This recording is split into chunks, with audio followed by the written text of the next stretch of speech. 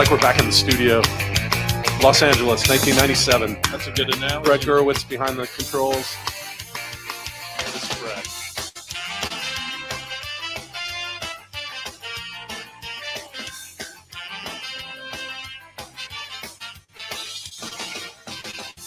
I don't need to tell the truth, but I never lie. I don't need to bow to you. You're just passing by. I never wanted to be the one you bitch and moan and come home to. But as long as you look good, I'll come back to you. Get inside my troubled mind with all of your threats. Sometimes I think I was blind. Not before we met. I never wanted to be the one that you depend on for your life. When you cry, it smells like soup. Sounds like show tonight. Never feel though I said all night. I got a right. Each time I stayed all night. No, I just might. You make me stay all night. It's just that side of you tonight that makes me stay all night. I'm gonna stay all night. You're an evil little girl. I'm a twisted man, tearing through your perfect world. Make you understand. I never wanted to be the one you bitch and moan and come home to. But as long as you look good, I'll come back to you and do the things you do. Stay all night. I got it right. Each time I stay all night. No, I just might. You make me stay all night. It's just that side of you tonight that makes me stay all night. I'm gonna stay all. I would never treat you bad. You deserve the best from me. If you want to keep your place, you better get down on yours. Yeah, Todd wrote this one. Yeah. You think? This is not mine.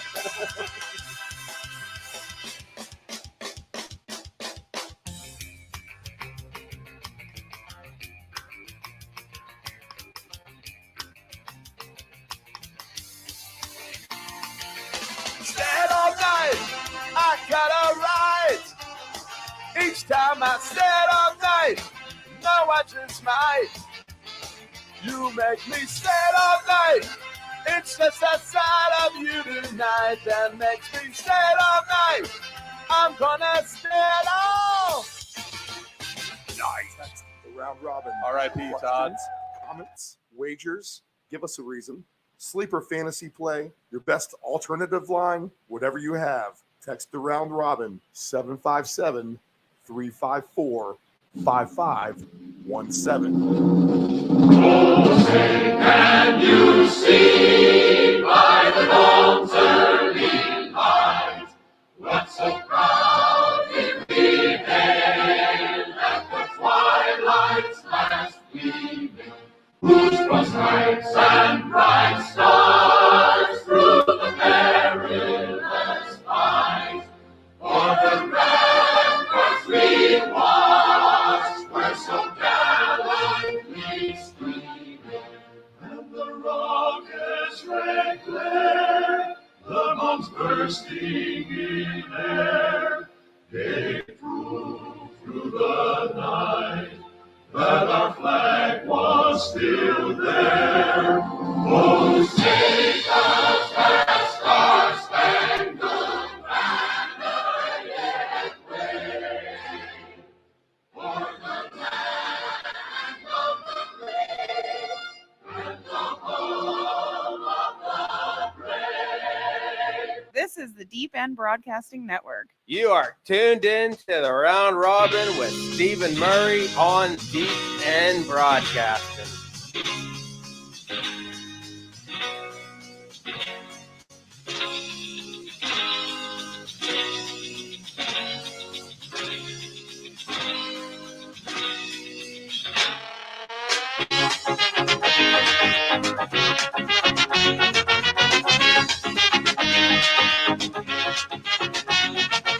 Get me down up in these streets. streets, no money left to spend.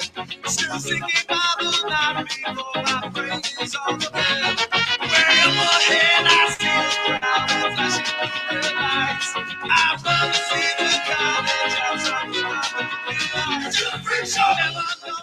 Never know what's going on, just happy to It is 4:01 Eastern Standard Time, August the 10th, 2023, broadcasting live from the Chicks Beach Studios here in Virginia Beach, Virginia, the United States of America. Preseason football, full slate starts tonight for the weekend ahead. English Premier League soccer on the way to first game tomorrow. Burnley and Manchester City and the Women's World Cup. Now we have 8 teams remaining. They'll fight to see who gets into the Final Four as well. So plenty of interest in that. On the show today, we have Dave Del Grande from Field Level Media, Mr. Fantasy as well. We will get to him about all kinds of fantasy football stuff. Maybe some other things. Dave will join us here in just a second. But he was out on the East Coast in New York.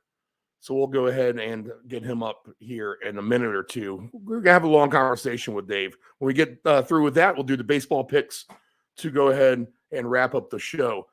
Big ACC preview we recorded last night, and I'm going to play that on Tuesday for everyone. So if you're an ACC fan, as our studios are right here in the heart of ACC country, then you might want to tune into that.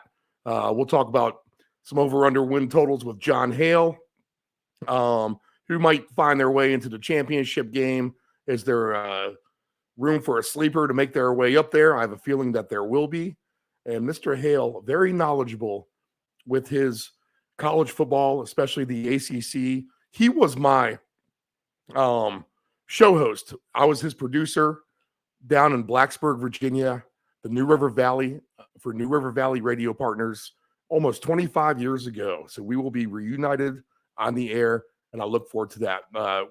Traveled to many a football game on the road with John Hale, and just a good guy. So it'll be great to catch up with him, and that is something you guys will not want to miss on Tuesday with the ACC preview. And we'll do some other college football stuff as we drag along here through August. I still have a good 3 weeks or so until we get a full college weekend.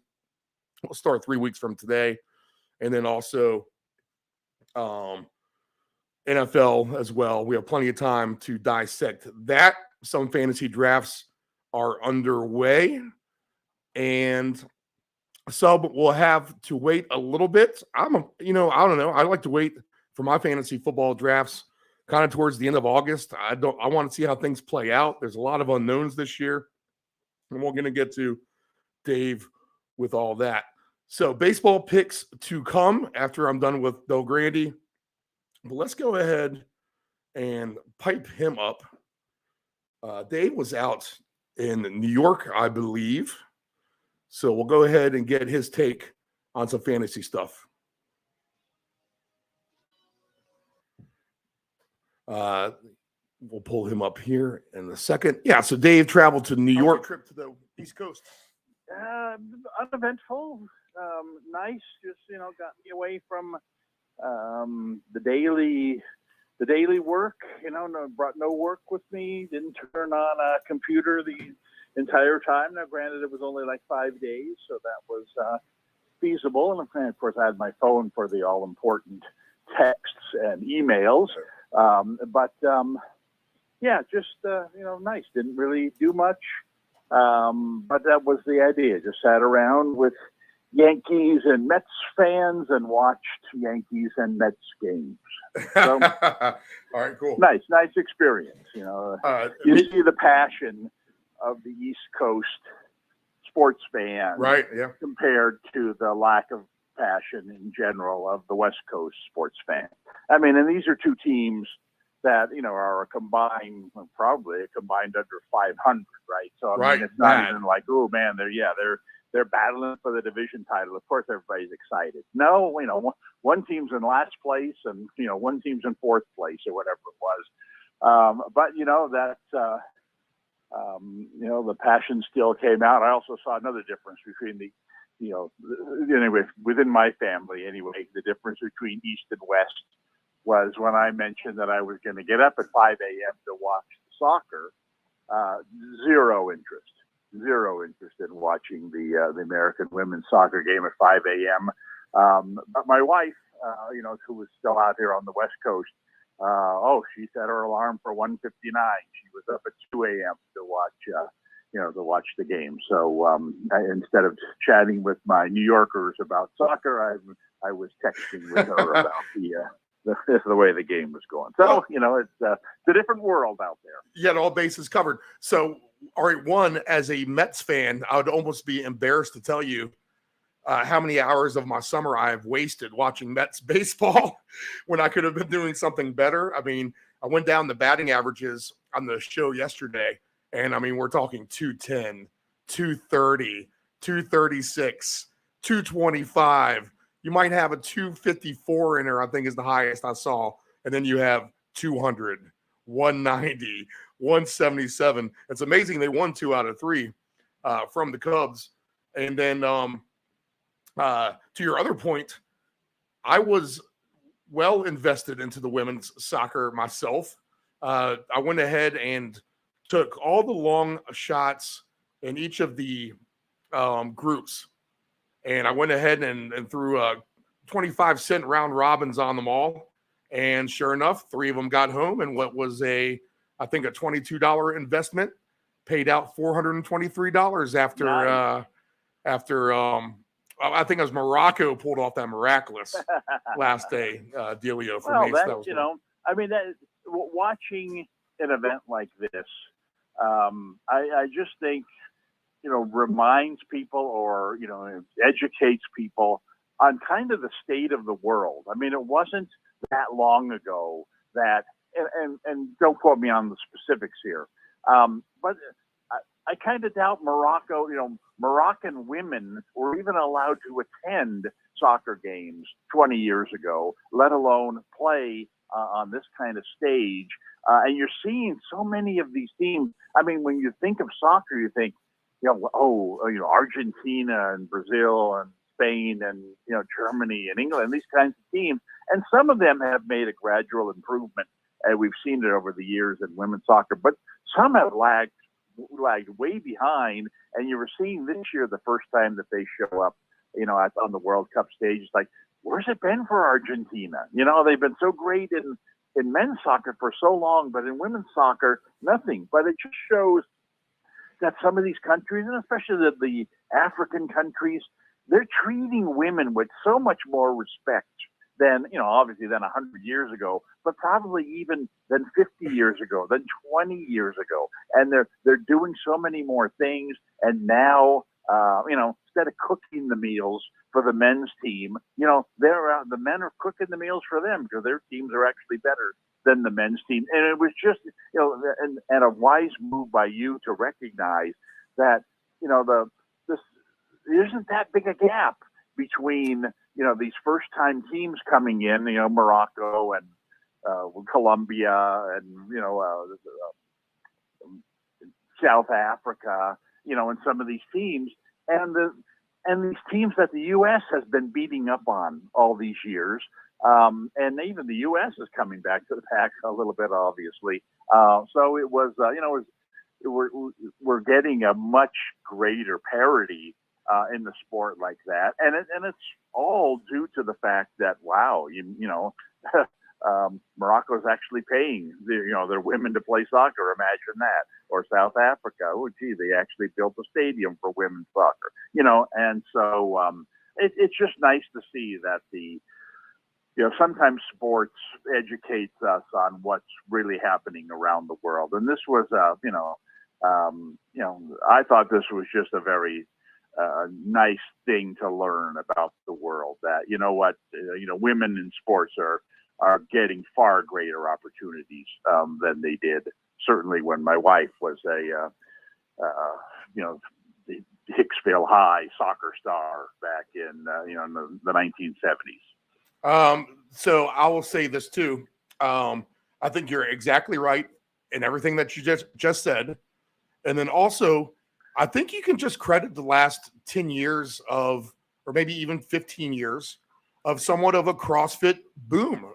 The female athlete loves those kind of workouts. They are very beneficial. You get strong, you're lifting weights, you're running a lot more. And now that, you can get information basically anywhere you are on the planet. I mean, that's an appealing kind of way to get exercise and get trained and be physically tough, physically strong. I mean, a lot of those workouts, you're doing very grueling things for a set amount of time. Running around with a soccer ball becomes somewhat easy at that point as well. And that has narrowed the gap, I think, just the athleticism factor alone and people's commitment to working out with the smarter information that's out there, the smarter way to do things. And so, again, CrossFit might, some people might frown on it, but it has that community that is very friendly. And, if you're accepted into it and you do the workouts well, that translates into other sports. And that's, a lot of the athletes now, that's how they're training. It's doing those kind of things. Absolutely. And something that I've never really understood, called me an old timer, if you will, about this, the sports in recent years has been the, propensity for kids to be pigeonholed into one sport. And, I remember when I was a kid, and undoubtedly when you were a kid, when I went to high school, there were a group of about, 20 or 5 of us, the quote unquote, the athletes. And what sports were we going to play in high school? Well, the same ones everybody else did. We were going to play football. We were going to move on to basketball. Then we were going to move on to baseball. That's just what all the athletes did. Now, I was terrible in football. I hated football. I'd never played contact football, tackle football in my life. I was scared to tackle people. I was scared to get hit. But you know what? No. I wasn't going to try something else, because this is what the athletes did. And it, and when I switched over to soccer my second year from football, I immediately became a real good soccer player. Why? Because I had basketball skills. It's like, man, if I can guard a basketball player dribbling the ball with his hand, imagine what I can do to a soccer player who has to use his foot. Of course I can stay in front of this guy. He's not gonna dribble around me. I can get in front of point guards and they're moving twice as fast. And so this, the old day CrossFit training or whatever, what I just call, moving from one sport to another and, using different skills, but basketball trained me for baseball. Baseball trained you for football. Football trained you for soccer. And I just think kids have gotten away from that. It's like, oh no, I've got to play travel softball in this, in the fall in order to make the high school team in the spring. So I can't play soccer. I can't play basketball. And that's terrible. I just think that it's, the more well-rounded you are with your athleticism, the better off you're going to be all the way around, because there's more to these sports than just, how far can you hit a ball? How hard can you throw it? There's how quick do you move laterally? How smart are you? Mental endurance. All that, plays a role. And you're right. And the more that you can train in a variety of ways and give yourself a variety of skills, the better off you're going to be than that person who, wow, she'd really been working on her swing. She hits the ball over the fence all the time. Yeah, but have you seen how she moves in the field? She has to be a DH. Right. She hasn't been training like the rest of us have. And I don't know. And like you said, it's just the more anybody, the more anybody can exercise or train or whatever you want to call it, in a variety of different ways to create a variety of different skills. I just think that's a great thing. And hopefully, this is an indication that maybe we're headed back in that direction. as a rugby player, we always thought that the best sport that was a good prerequisite to rugby. What would you think that would be, Dave, if you had a couple of guesses? And they're not the obvious ones. Nope. Swimming. Wrestling, because you're able. There you go. You get low, you get leverage, and I mean that's a lot of that sport is just getting lower than the other man. That's how you won the ball. Yeah, that's it's funny because one of the guys that my cousin, who I was watching the Yankees game with, he was a wrestler and football player. And those two things, of course, go well together as well. I mean, in football and rugby are somewhat similar, so I can see the connection there. But I was reminded when we were watching the games that how he had been a wrestler in high school and growing up, and it was something that I would never experienced and never would want to experience. But as we've talked about, there's so many ways of becoming a better football player than just playing football every day, and these opportunities certainly exist for athletes today that may or may not have existed, especially for women, 20, 30, 40 years ago, when they were just, lucky to get the throwaway freshman, jerseys from the boys teams. That's great. Like I said, I think that, I enjoy watching sports. It doesn't matter if it's men, women, boys, girls. And I like watching watched a little of on the plane flight home, watched a little of the Little League World Series regionals.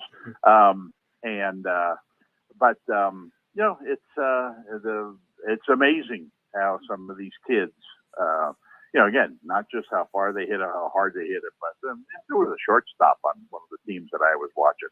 Like, you got to be kidding me! This guy at age 12, is going in the hole and throwing off the wrong foot. And it's like, who am I watching here? Carlos Correa. Right. And it's great to see. So there's going to be one parlay ticket in the universe that has these three picks, Dave, and I'm going to tell you who has it, and that is me. And we have winner number one home 2 nights ago with the Dodgers over the Diamondbacks.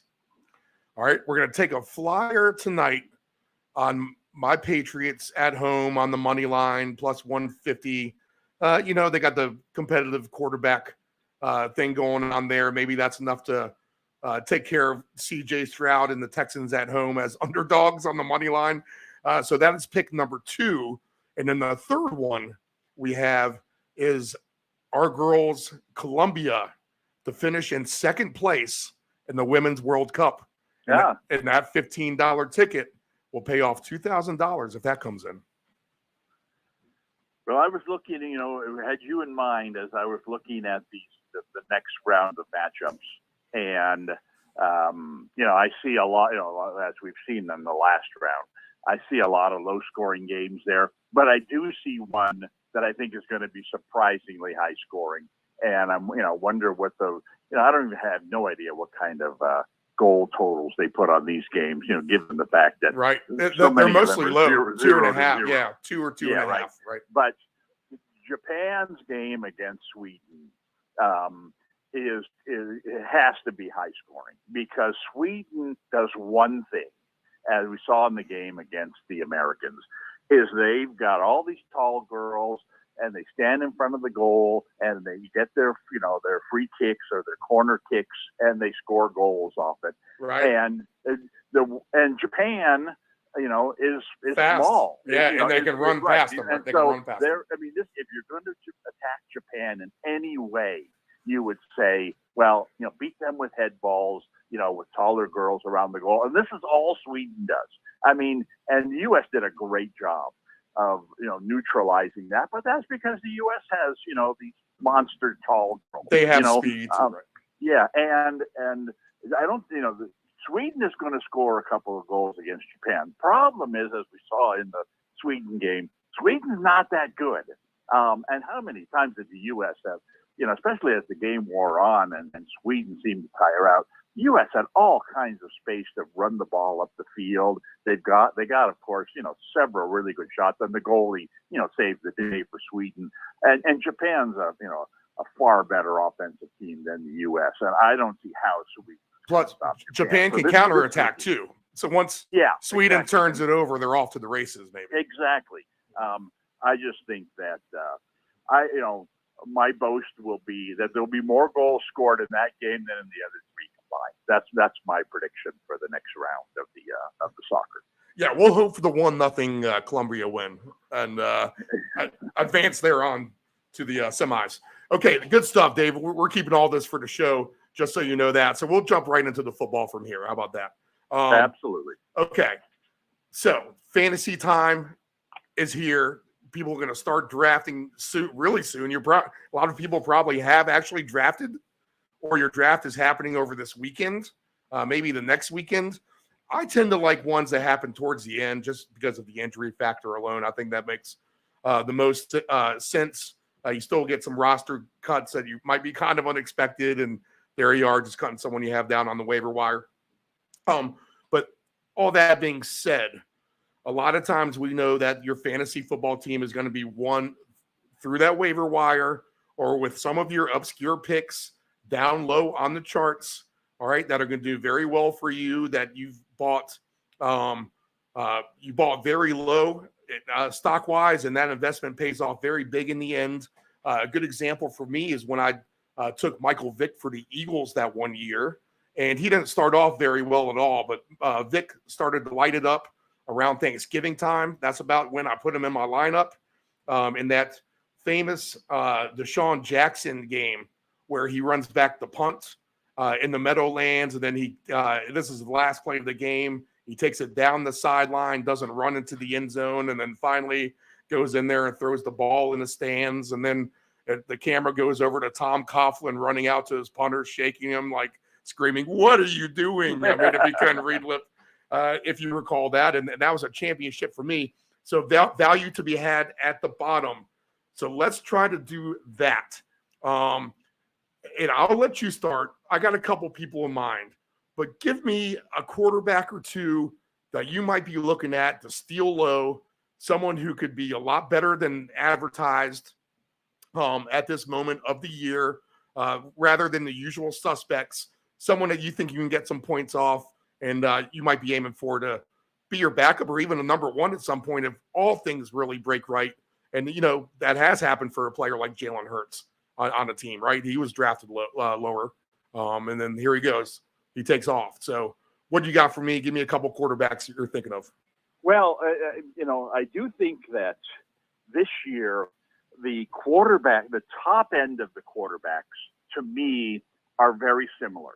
I would not be in a hurry to draft a quarterback. Because the difference between Hurts and Mahomes and Burrow and Herbert and Allen, especially those five guys in particular, I see very little difference there.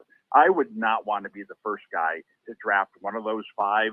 I would say, you know what, I'll wait a round or two and take the fifth best of those guys if I really wanted to. But at the same time, it's like, I wouldn't take any of those five. I'd concentrate on other positions early on, excuse me, because the depth of the quarterback position is really good.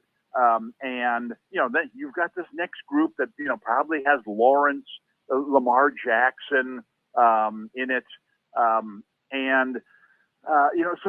you go, Prescott, you go at least 8 deep at the quarterback position. And if you're in a 10-team league and 8 of the quarterbacks, those are the 8 quarterbacks that are gone, I'd have no problem waiting another round or two, and getting in the 8th round somebody who's not going to be that far removed from guys who were drafted in the 3rd and 4th round. Now, the guys that I would have, I think that next tier, that guys kind of 9 to 12, who you should be able to get fairly low in the draft. I would look at in that group. I would look at Aaron Rodgers, for sure. I would look at Goff for sure, and I would look at the guy who I think has the potential to have a really big year this year is Geno Smith. Now, Geno Smith still has that that bad taste. You think, oh, Geno Smith, oh man, terrible. Well, Right. if you're saying that, you didn't watch him last year. Geno Smith, I was. He did win comeback player of the year last year. Yeah, didn't he? exactly. Yeah. I mean, last year at this point, we talked about. You probably mentioned, oh, how about Geno Smith? Oh, he's looking really good. And I probably told you, you were a big idiot. Right. I don't think I said that. I was always Geno Smith downer. Right? But Geno Smith had a great year last year, and if you look at Seattle has quietly put together a really good offensive team. I mean, I'll go out on a limb and say there is no team in football that has a better four-man collection of three wideouts and a running back, the the main skill positions, than Seattle. You've got these two frontline receivers in Metcalf and Lockett, right, who are as good as most two-man tandems. And then they go out and they draft, Najib, or however you pronounce his name, as a third wideout. This is a team that doesn't throw the ball to the tight end. So you've got a third wideout there and a really good one who comes in a low-pressure situation, will never see a double team all season, will be as skilled as certainly as any rookie out there and most veteran players. I think he's got the potential to have a really nice season. Not necessarily a fantasy star, obviously, because he's in the same lineup with these two other star guys. And then you've got Walker at running back, who's developing into a really nice back, and due in part to the fact that while so many other teams are, we're going to do it by committee this year, or we got a guy holding out, we're hoping there's so much uncertainty at running back. In Seattle, no uncertainty. Here's a guy who will be definitely a top 10 running back, maybe even a top 5, because he runs well, he catches well, and Seattle's going to score a ton of points. So I think that Geno Smith, it's unless he gets injured, you never know with anybody, right? He can't miss. He has a chance in my mind to be right in there. There will be 2 or 3. Jalen Hurts might outscore him. Herbert might outscore him. Mahomes, when all said and done, might outscore him. But it won't be by much. And those 3 guys you're drafting in the 3rd, 4th, 5th round, I think you can get Geno Smith in the 7th, 8th round, especially if you go in with the thinking that, well, if I don't get Geno Smith, it's not the end of the world, because there are other options available at that point. Like I mentioned Rodgers, I mentioned Goff. These kinds of guys. I think Rodgers, again, so much in fantasy drafts is, the idea that, well, the guy's going to do exactly what he did last year. How many of the ranking lists are basically a cut and paste of how, the final point totals from last year? And it's not the way it works. Every year there are surprises, there are ups and downs. And Rodgers is one of these guys who last year had probably the worst year of his career. But the guy had a broken thumb, and he was on a team that, he didn't like the receivers. Green Bay had 2 elite, probably the best running back tandem in the league. They run the ball a lot. And so Rodgers had a terrible year last year, and anybody who drafted him, is probably, has no interest in drafting him again. But he's in a different situation, with all of the attention being paid to the Jets. That this guy, for a 40-year-old guy, really has a lot of incentive to play well this year. And I think that he, no, is he going to be the top scoring quarterback? No, but for someone who you're going to get, 7th, 8th, 9th round, he's not going in the top 10 among quarterbacks in a lot of these leagues that I see. So I would say I would be looking at, now, these the ultimate sleepers that you're talking about? No, but they're you know, That's a there are good guys one. who I don't still have think to that's a rush good out. one, right? Yeah, you don't have to rush out there and get you in terms of guys who you would draft as a backup and have the potential to do well. First off, I'm not big on drafting backup quarterbacks, Right. and the reason for that is you've got a 10-team league. At most, 19 quarterbacks are going to be taken. You know, every team's going to have two, except for you. You're going to have one. So you got 19 quarterbacks taken, and you've got 13 starting NFL quarterbacks who are on waivers every week. And so if your quarterback gets hurt and you've got a choice of 13 other guys, that's not, you know, so of course you don't want your starter to get hurt. That's not a terrible thing to have. I mean, why would you go out and waste a draft pick on a quarterback knowing that, heck, this guy's probably going to be on waivers if I don't draft him. So why am I, you know, I'd much rather take a shot, throw a dart at a wide receiver or a running back than to draft a backup quarterback. But the two backup quarterbacks that I think, you know, have a chance to surprise, one guy maybe it's less of a surprise than the others, but he's not really being drafted as a starting quarterback. One guy is Fields. Now, Fields last year had a stretch of 2 or 3 games towards, you know, mid to the end of the season, where it's like, oh my God, this guy turned into Lamar Jackson. You know, he's like rushing for 100 yards. Right. Fun to watch. Fun to watch. You're right. He's you know, as we all know about fantasy quarterbacks, rushing is a gold mine.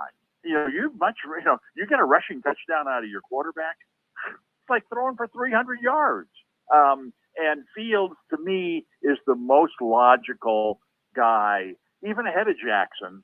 You know, Kyler, you know, even ahead of Kyler Murray, who of course is injured. But you know, Fields is going to lead the league in rushing yards for quarterbacks. And so he will always, even on his worst passing day, he will always give you something. And so he's got a chance, if he plays as well as he did during that one burst last year, I think he's got a chance to be a big-time surprise. And the other guy who I'd say the same thing about, but, you know, guy that, you know, I think you're crazy to draft, but if he's available on waivers, has this kind of potential, is Richardson. I mean, Richardson is the same style of quarterback. You got to remember that the Colts, I mean, not only invested highly in him in drafting the guy, but they did something that the 49ers didn't do when they drafted their running quarterback. And that is they brought in an offensive coordinator who wants the quarterback to run. You know, they brought in the Eagles coordinator who basically created, you know, the Eagles offense where Hurts is running like crazy.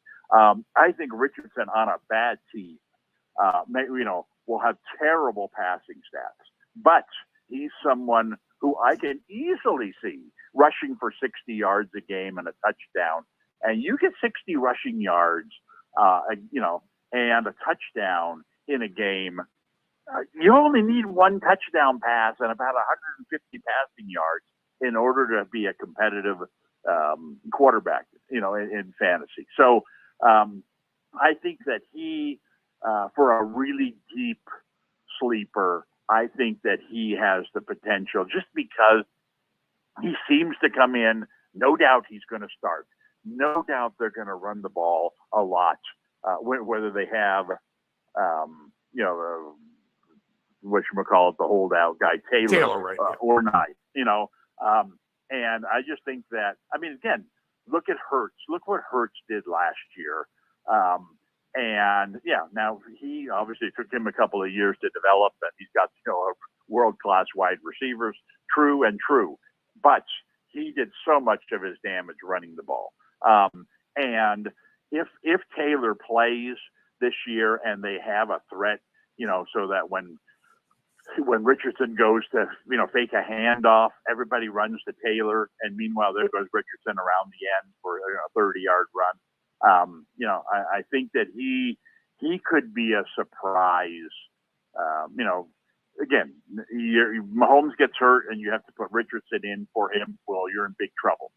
But he might be the kind of guy that you can plug in there and get surprisingly decent stats from. I think a couple of the players that I have an eye on, I don't think they're draftable. Everything that you say makes sense. You haven't persuaded me one way or the other of whether I'll draft these guys or not.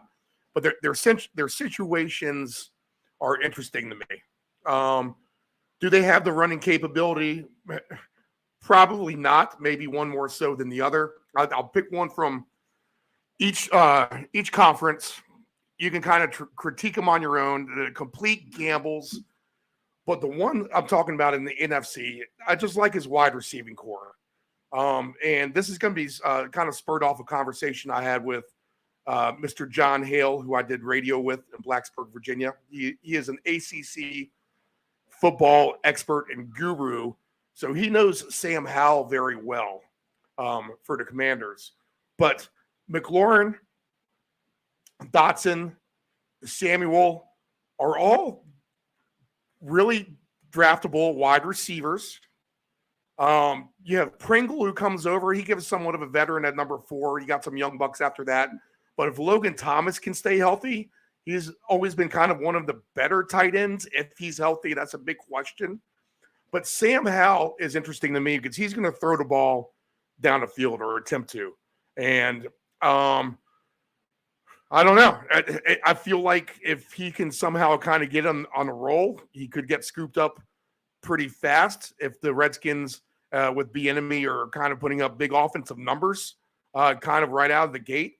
Now, the schedule is a little tough at first, but then it opens up to some winnable games. So keep an eye on him in maybe week 3 or 4, especially if you have an injury the first couple of weeks. But what's your opinion on him, first of all? Okay. First off, the one name you threw out there that was the most impressive of any of the names you threw out there were Bieniemy. You just don't know how much of an impact he's going to have because he's got his work cut out for him. You're talking about a Redskins team, who's for 10 years been terrible on offense. Yes, they do have some skilled players, but you failed to mention the fact that they have 2 good running backs.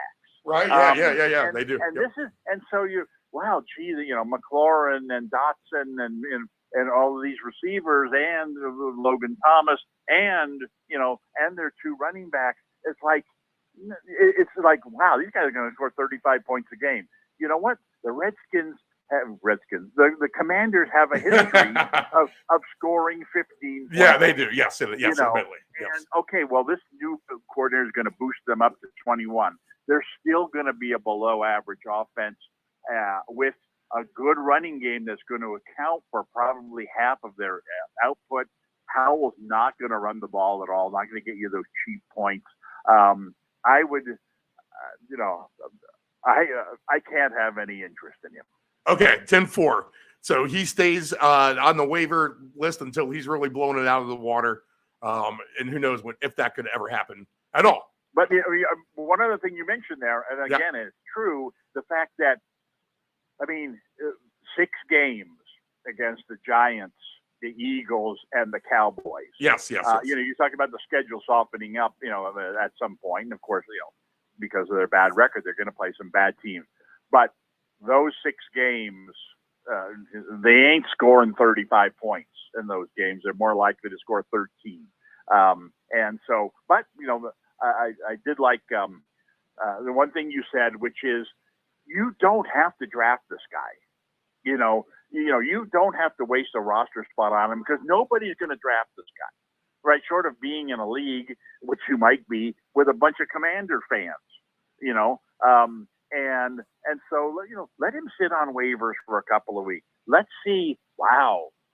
They came right out in their opener and beat whoever they're playing, 31-14. This looks like a juggernaut. Their receivers are really great. And Howell can certainly sling it, right? So it's possible they could, get a real nice thing going offensively. But roster spots are, to me are very valuable. And when I know a guy, will be available on waivers, I tend not to, use one of my valuable roster spots, especially at a position like this, on someone who, I can get 2 or 3 weeks from now if in fact he shows a pulse. If your quarterback goes down, and you have a good quarterback, and say you're unsure about what you may be picking up, do you pick up 2 potentially? Well, again, I hate to give roster spots away. Right. I mean, no. To answer your question, I would say no to that. But what I would do is, recognize you're in trouble, right? Right. But like I said, if in fact there were only 19 quarterbacks drafted in your league, between those other 13 quarterbacks, somebody is going to have a nice matchup every week. Right. It's just, and then it just becomes a matter of plucking the right one. By so committee, now you're looking at, you're looking at the waiver wire, and you say, oh boy, I never would have drafted, Desmond Ridder, right? but no, they're playing, the Texans.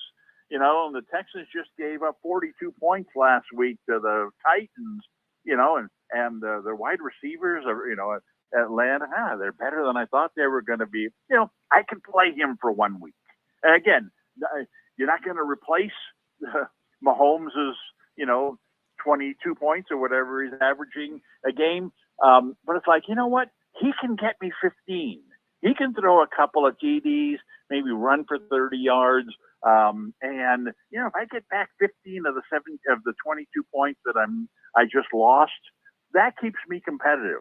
That just means I need one extra touchdown from my skill players, and I'm back in the game.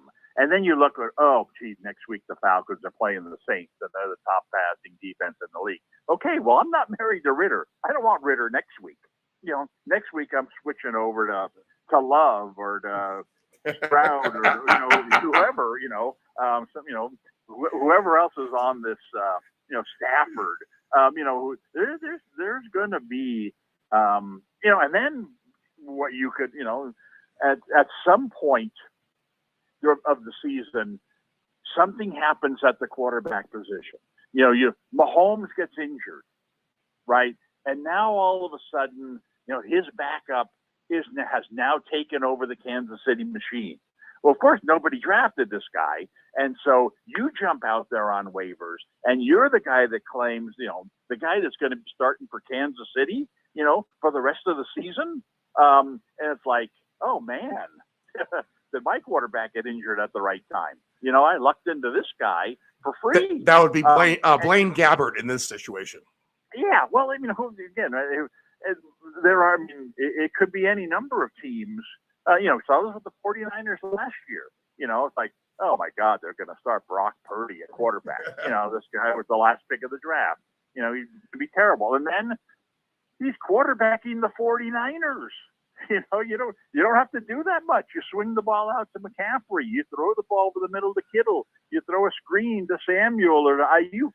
Next thing you know, you got 220 passing yards and 2 touchdowns. And I get to keep him next week too.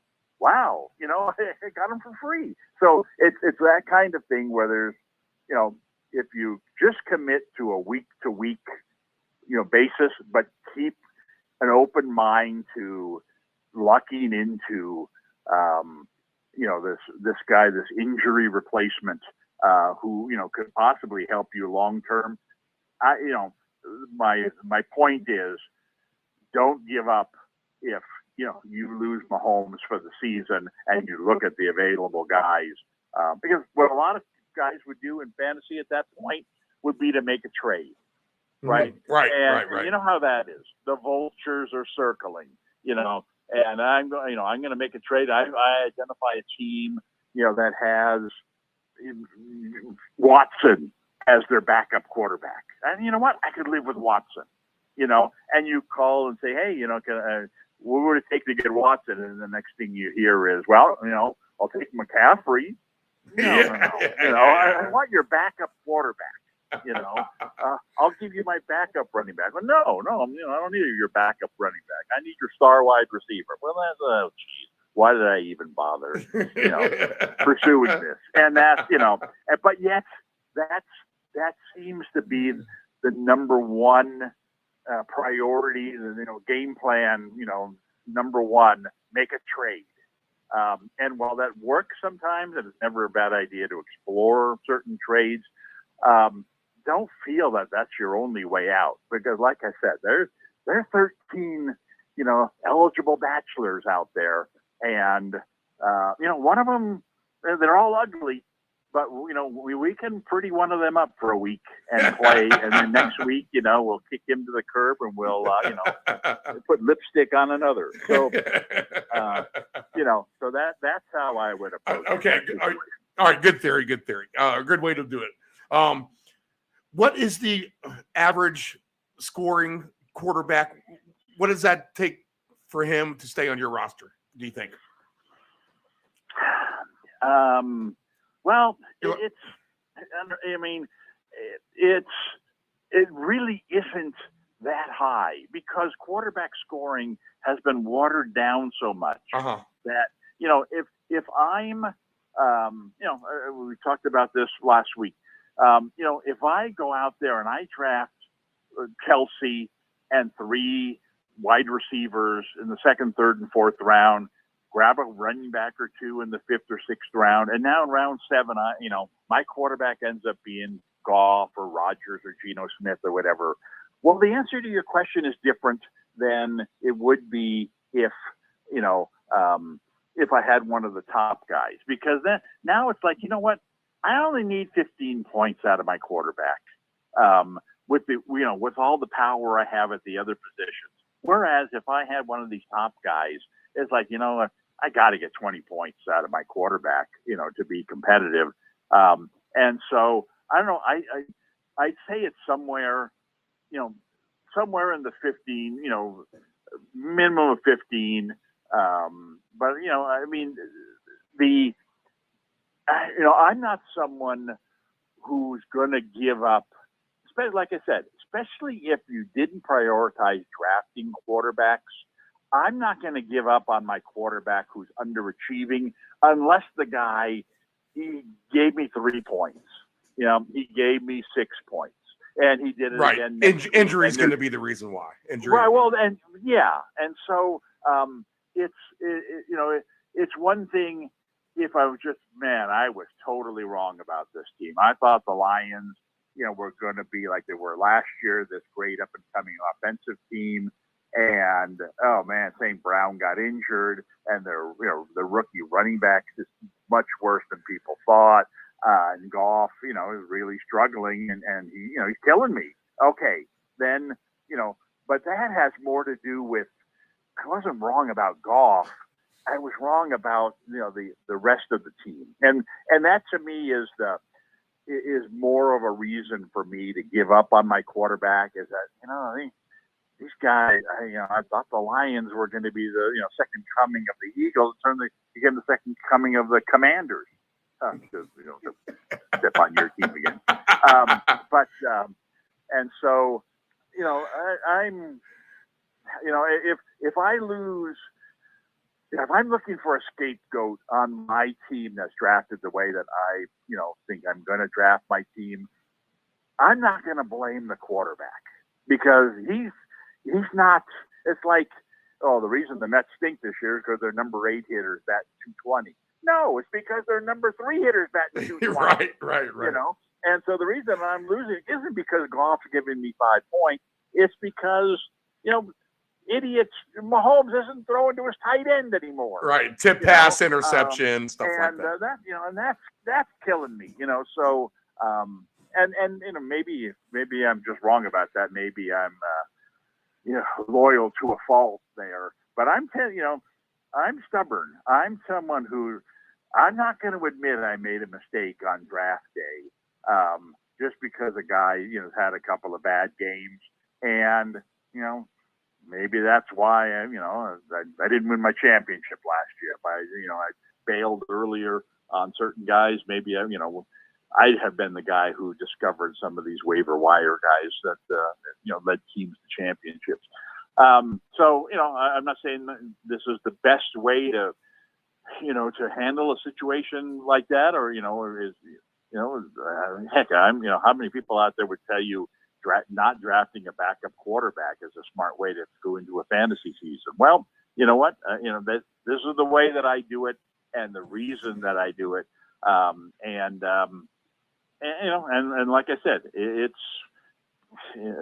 I might have the 15th highest scoring quarterback, and there may be guys out there available on waivers, who are scoring more points per week. But I'm sticking with my guy and recognizing that I'm not blaming him. I'm blaming this, Devontae Adams, who I drafted in the second round. And now he's running deep, and Garoppolo can't throw the ball 20 yards. Why didn't I know that going into the draft? Why did I waste my second round pick? That's where I'm upset. I'm not upset at my quarterback. Okay. All right. One more undraftable quarterback. I just want to keep my eye on, because I think this guy could be serviceable, potentially, have some long-term success. I like his offensive line, good skill positions. You said his name one time, and you'll probably laugh and kill this guy as well. But I'm interested in this with him as well. Good running backs. So we're talking about C.J. Stroud for the Texans. All right, interesting situation with him. I'll just bring out the names. Robert Woods, good NFL wide receiver. Mechie, the third, coming back from leukemia, but I think at a comeback player of the year at 28-1 odds, that's an interesting for him if he can find a way. Big offensive line might give him some protection. Stroud can maybe run for some yards as well. I think that's a decent thing. I want to know your perspective on his rushing capability maybe. You have Dameon Pierce, a Devin Singletary who can catch the ball out of the backfield as well. Pierce can as well. A division in which there are winnable games potentially. We can't say that. Texans could be the bottom doormat. They have been for a while. Just like the Commanders, I was pleading the case for Hal. I mean, these guys haven't proven they can do anything, but maybe the new coach can breathe some life into these guys. Give me some long-term perspective on if C.J. Stroud could potentially be asked out on date number 2 or even date number 3 for Dave Del Grande somewhere in week 6 or 7 after your quarterback gets hurt. Well, I mean, anything's possible. He's certainly talented enough. I just, one of the things that I look at when I, make my draft lists and who I want, who I don't want in fantasy is projecting the team's offense. And we talked about this with the Commanders. If you can project that the team is going to be an average offense, okay, I'll consider their top players. If you can project that the team is going to be a well above average offense, then man, I'll take any number of their players. And if you can project that a team is going to be a lower end offense, then no thank you. Because even if you have a superstar player on a bad team, just the situation dictates, you've got, you put the best receiver in the league on the worst team in the league. Well, he's going to see a double team every time. And his numbers are not going to be nearly as good as if he played on a good team where, hey, you double team this guy all the time. We're going to kill you on the other side of the field. And so I think Houston, like Washington, has a recent history of this is going to be a bad offensive team. And yes, they've upgraded their talent, and at some point they're going to advance to the middle of the pack offensive team status. But I want to see that happen before I adjust my draft strategy for teams like this. So I have zero interest in any Texans, in any Commanders, and there are probably 3 or 4 other teams. The Falcons. Right. I wouldn't draft the Falcons. Crying out loud, a Falcons going in the first round. It's like you've got. I heard someone the other day give the Falcons 12 wins. A well-respected NFL handicapper likes the Falcons for 12 wins. Well, I mean, it's funny because a buddy of mine's a big Lions fan, right? And they're going to win their division this year. They're up and coming. And I thought there's no way the Lions are going better than 9 wins this year. Then I looked at their schedule.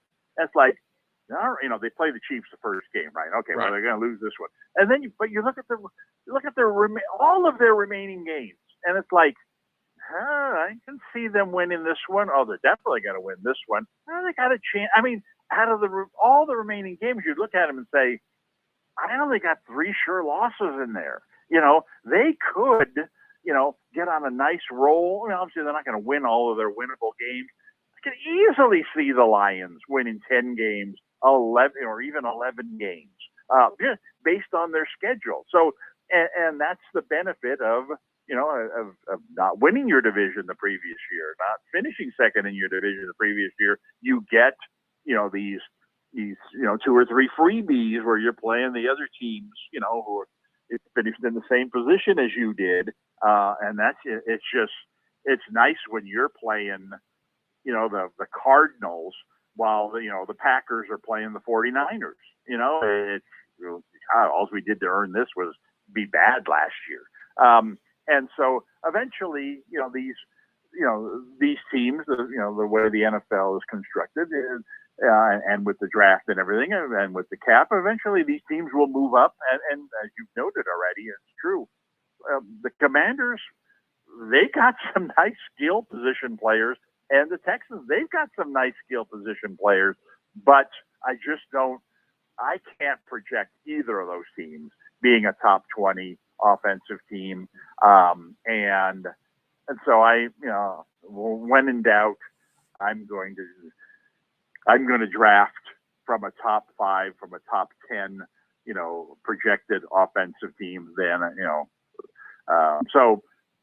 pardon me for not giving a real close look at some of these guys. Because, some of them are bound to do something. No teams get shut out every week, but I don't know, when a team's only going to score 17 points, 13, 14, 17 points in any given game, I tend to say, you know what, I'm not, I can't play one of these guys in my lineup. I can't be guessing that he's going to get one of the 2 touchdowns or 1 touchdown that these guys are going to get today. So I just think you put yourself in that position when you draft someone from the Texans. Might look good. The schedule might look good as well, but I've just seen too many boring, bad Texan games, and someday that'll change, and I will adjust to that. But I'm not going to be the first one in line to say this is the year the Texans bust out, because that guy's going to, the guy who said that last year, he's not as boastful this year, because it was the same old Texans last year. It was basically the same old Commanders last year. So I say there are,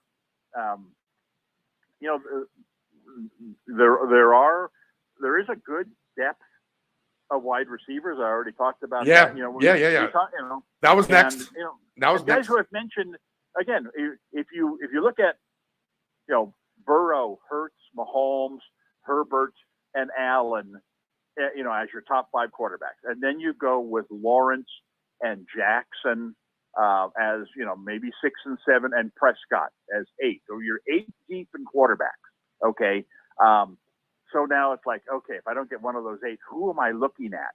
And I mean, look at this list here. I mean, you got Goff, Fields, Watson, Rodgers, Geno Smith, Tua, those are 6 pretty darn good quarterbacks. Yeah, Stafford, now if he plays, I guess he falls into that too. No, let's not go there. Okay. That's going to be a really bad team this year, really bad. So it's like I'm 14 deep now at quarterbacks. I don't really have much interest in as far as drafting one.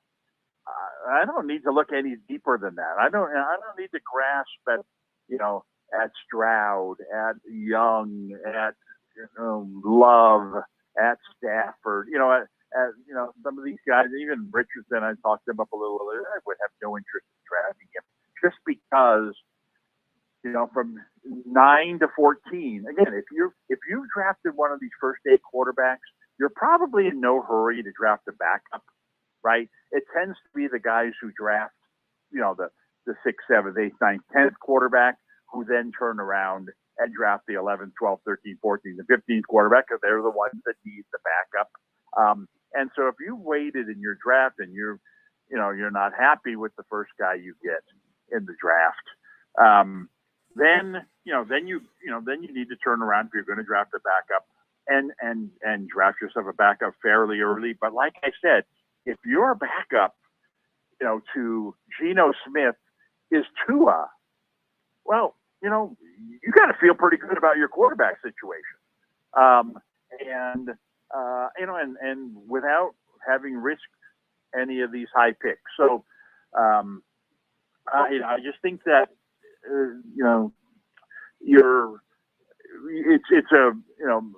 I can understand the logic for drafting a good, a backup quarterback, but you have to draw the line somewhere. Right. I draw that line at like 14. Okay. I think there are 14 draftable quarterbacks, and that's today. You mentioned this earlier, and I agree 100%.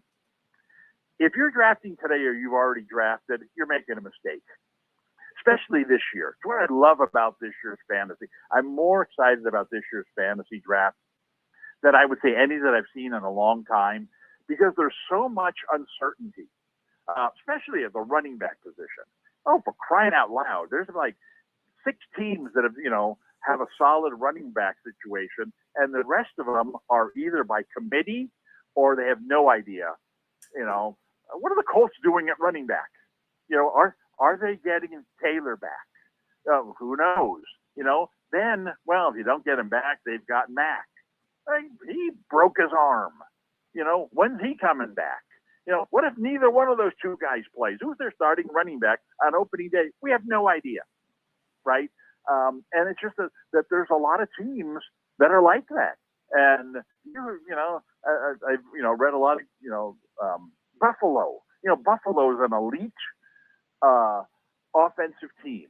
Like, oh man, I'd die to have Buffalo starting running back. Who's Buffalo starting running back? They're like the top team in the AFC. You can't even identify. Well, some people think it's going to be Cook, and other people think, oh man, Cook's terrible. It's got to be Damian Harris. He never excited me. Why can't it be Cook? Well, we don't know. And so it was. Maybe we will on the on 2 days before the season starts. And Buffalo announces that Cook is their starting running back. Immediately, his stock jumps way up. And I just mentioned Buffalo as a team that there's, like I said, there are literally 20 teams out there at running back where it's like, oh man, I have trouble, envisioning either one of these guys, on my team. Even the Packers, for as great as their running backs are, it's like, do they really have to ruin a good fantasy thing by splitting the carries between Dillon and Jones? And why are they killing me? But it's just, there's so many, this gives, someone like me who loves to, try to find the sleepers, try to find the guys who, under the radar, Well, there are a ton of guys under the radar this year, especially at running back and some at wide receiver. And they're who are they? I don't know. They're under the radar, but hopefully 2 weeks from now, or, whenever the season's about to start, we have a better idea who some of these guys are. But today we certainly don't. And if you drafted today, I'd love to know where Jonathan Taylor's being drafted. Right. Because if he were, if he signed with the Jets, and granted, he's not even a free agent, right? But I mean, if he went to the Jets, he'd be a first round pick for sure, right? He was like the top pick in the draft, our draft last year. If he returned to the Colts, you could argue that he would be a first round pick, certainly a second rounder at worst. Or if he sits out the entire season, or at least he starts the season and he's not on any team.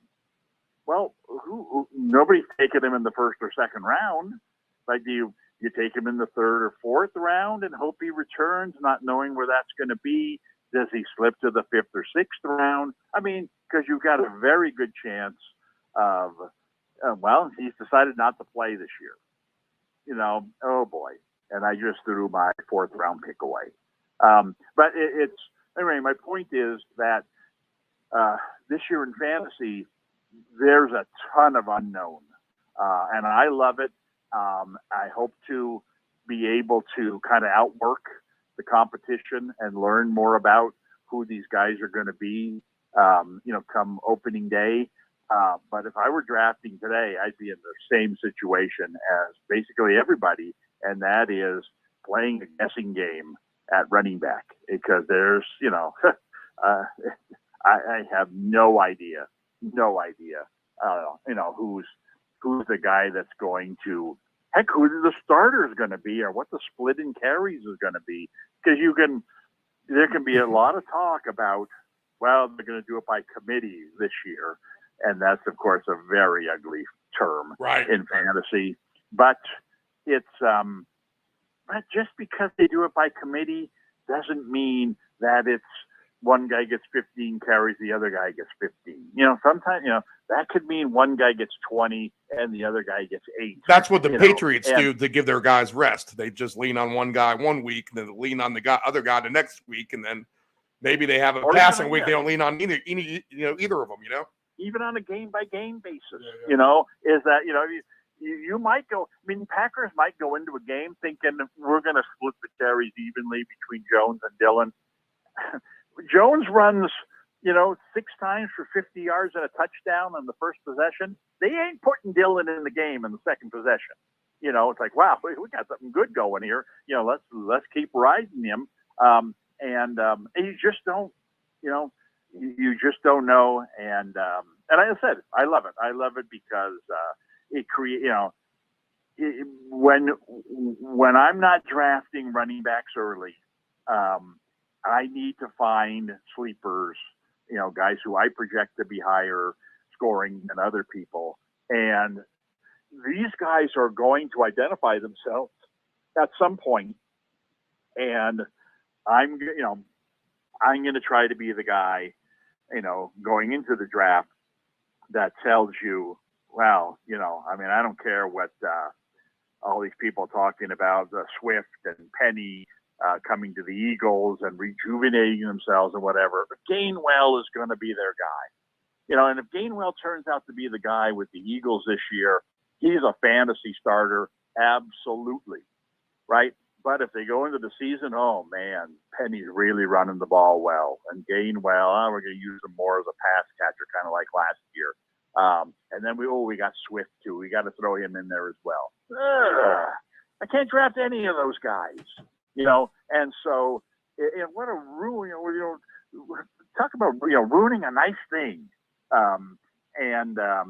Miles Sanders last year. Miles Sanders is a very mediocre running back. But when you got Jalen Hurts as your quarterback and the other team has to, spy on him with a linebacker or strong safety or whatever on basically every play, there's a lot bigger holes for your running back to run through. And Sanders, took full advantage of that for the most of the last season. And now the Eagles looked at him and said, "Okay, yeah, you want more money? Well, let me tell you something. You should pay it to Hurts because he was the reason you did so well. You're not that good. Take a hike. We got Gainwell, who's better than you anyway." And it's just, as I mentioned with the Texans and with the Commanders, it's teams with good offenses.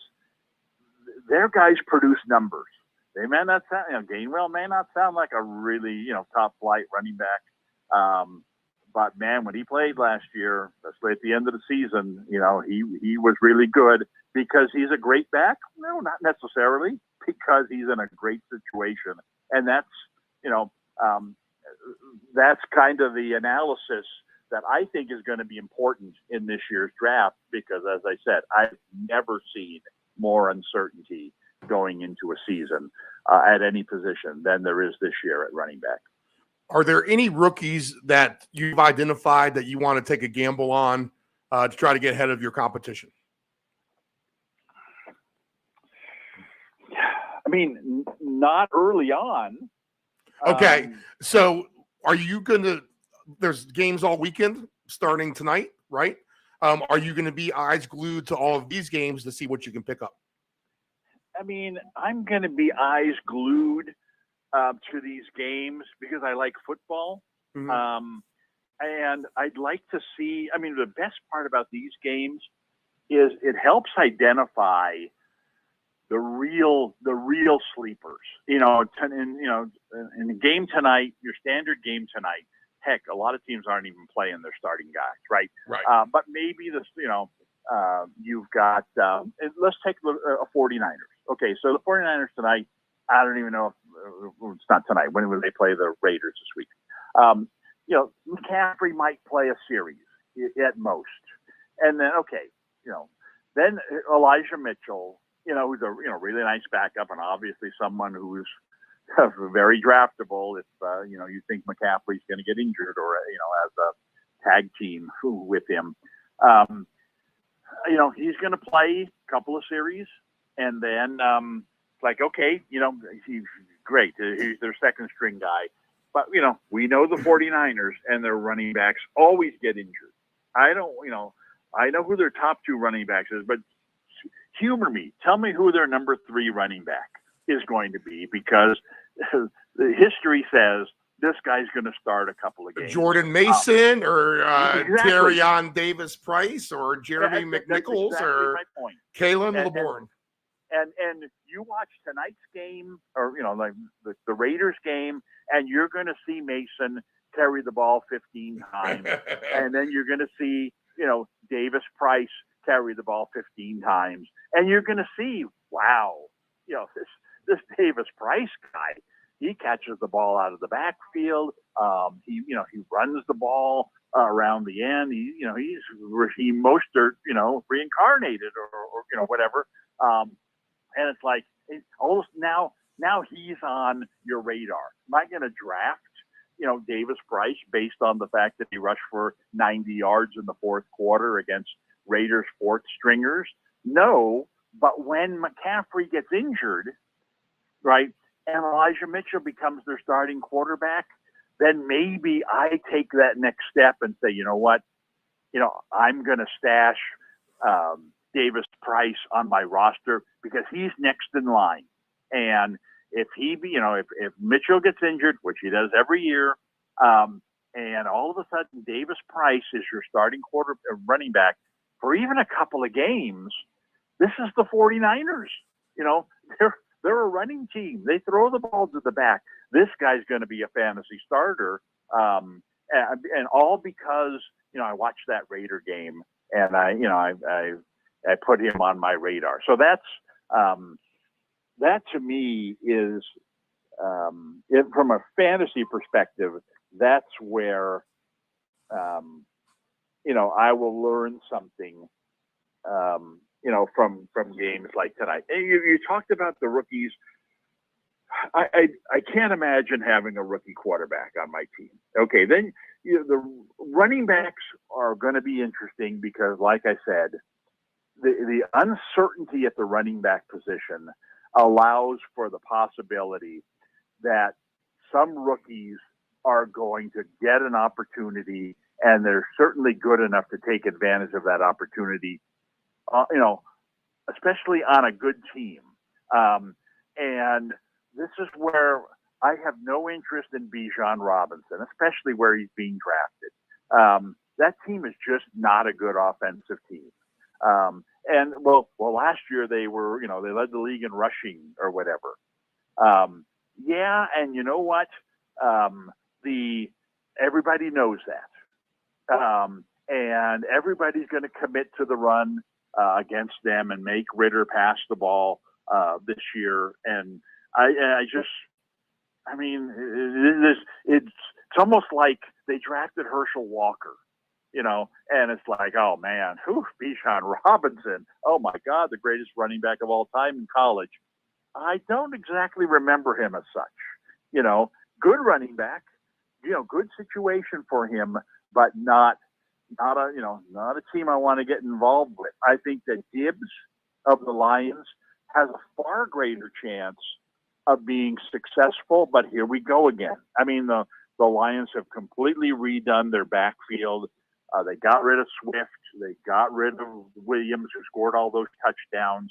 The door swung wide open for the Lions to bring in somebody to be a star running back.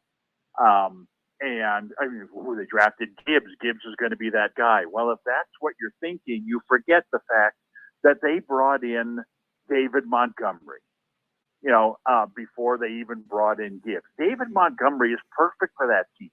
He catches the ball. He's an every down back. He's not a great runner necessarily, but he catches the ball out of the backfield. Goff is one of these swinging out to the back kind of quarterbacks. Right. Yep. He's perfect for that team. I thought when they acquired him, and at that point they had Swift. Right. I thought, he's kind of very similar to Swift. Why would they want two guys who are the same? And then I thought, well, maybe Swift's injuries are so bad that they don't plan on using him anymore. And in fact, he's gone. Yep. Yeah. And I thought, this is this guy. I want this guy on my fantasy team. He's in a perfect situation, no competition, good pass catcher. And then bang, they go out and they draft Gibbs. And Gibbs is kind of similar. He's a pass catcher. Alabama running back for those out there. 5'9". Yep, 5'9". Yeah, and so my point about him is if he gets the opportunity, I think he could be no doubt be a fantasy starting running back as a rookie. But I don't see him getting that opportunity. I mean, Montgomery, was brought in to be this guy, and at worst, Montgomery is going to be, a share of the carries kind of guy. But unless Gibbs comes out and on opening day, you rush for 220 yards and 3 touchdowns. Well, guess what? Montgomery, you ain't seeing the light of day. A superstar is born. And he has that kind of potential, but he also has the potential on opening day to carry the ball 6 times for 22 yards. And meanwhile, Montgomery carried 12 times, for 54 yards or whatever it is. And they both are like, oh man, here we go. This is exactly what you want to avoid in fantasy is you have no idea, which one of these guys is going to carry the ball. You got a Green Bay situation all over again. And so, again, so to answer your question, I think that Gibbs has a chance to be a real productive rookie. But he's, I wouldn't necessarily predict it as something that's going to happen this year. I think that, another guy that I would keep an eye on is, Kendre Miller of the Saints, because Alvin Kamara goes into the season supposedly as their top running back. I think the Saints, because of the change in quarterback, I think the Saints have a chance to be a lot better offensive team this year than they've been, and in the last couple of years anyway. And so, give me their star running back as a guy who's going to score a lot of touchdowns. But Kamara's just been so injured and so disappointing in recent years that I can't believe he's still around, and I can't believe he's still the guy who supposedly is going to be their chief running back. I think that when all's said and done, and Kamara gets injured, and Jamal Williams, who they brought in, they see him like the Lions did as well. We put him in there at the 1 yard line, and he scores touchdowns. But if Miller then becomes that pretty much every down back, I think he's certainly got the talent and the guys around him to be really good. But again, would I waste a draft pick on him? Probably not. There's a ton of great wide receivers who are very, very talented wide receivers, as usual, as we've seen this in recent years. Coming out of college, there's more great wide receivers coming out of college than ever. And some of these guys are going to develop quickly. Some of these guys are going to be in good situations. I told you, I think the best guy is Najiba, or however you pronounce his name, on the Seahawks. But unfortunately, that's not a good situation. You might get Dorian Thompson-Robinson, to be honest, to get some wide receiver, throw some trick plays as well. He could very well find himself as a Wes Welker type of player for the Browns. Well, that's and that's another for another day. This the concept of I drafted him as a quarterback, but he's actually playing wide receiver, and he's getting all these points that he doesn't deserve. Kind of like what's the name of the Saints quarterback from BYU? Taysom Hill. Yeah, right. Man, you could draft Taysom Hill as a tight end. He throws touchdown passes, he runs the ball in, but I'm not sure that's going to happen anymore, because now they got a real quarterback, and I'm not so sure they're going to pull him out on first and goal at the 5 yard line. Why are we pulling him out? We're going to throw the ball here. We got these great wide receivers. Why are we putting in a guy who can't throw when everybody knows is going to run the ball? So anyway, but my point about Najiba is like in a different situation, I think he could have a really good season, but I just don't see it happening with two other wide receivers who are going to see a lot more passes thrown their way. I think a sleeper, at wide receiver among the rookies, it would be Jalen Hyatt of the Giants. I mean, I think that he's a touchdown waiting to happen. He's kind of like, a punt returner. You throw him the ball and, he just outruns people. Daniel Jones has gotten to the point where I think, Daniel Jones is and I didn't even mention him when I mentioned quarterbacks before, but he's become a very average NFL quarterback, which is better than he was a couple of years ago. And that's a team that is throwing more. They've, and I think Hyatt has a chance to come in and look at the Darius Slayton and Wandale Robinson. I mean, he's first team All-America, SEC honors. This isn't, he won the Blitnikoff Award as well. Right. And so it's like, okay, what are the chances of, Najiba, getting more balls thrown to him than, the two great receivers in Seattle? Very slim. What are the chances that Hyatt gets more balls thrown to him than Slayton and Wandale Robinson? You know what? I can see that happening. And this guy's way, way under the radar. He's someone who, will be on waivers in almost every league. But, you're looking for how you got nothing left in the last round. Oh, garbage. Who am I wasting my pick on? There's a guy to take a flyer on. In some ways, I think you could, you ask me what position will rookies make the biggest impact this season. I think the obvious answer is tight end. I think that, I think Sam Laporta steps into a great situation. Like I said about Goff before. Goff, loves to throw the ball. He's the Brady type. Give two-step drop, throw the quick slant, the quick hook over the middle, and he's going to get his tight end involved if the tight end is any good. Yeah, Iowa. Yes, Iowa has this history, right, of tight ends.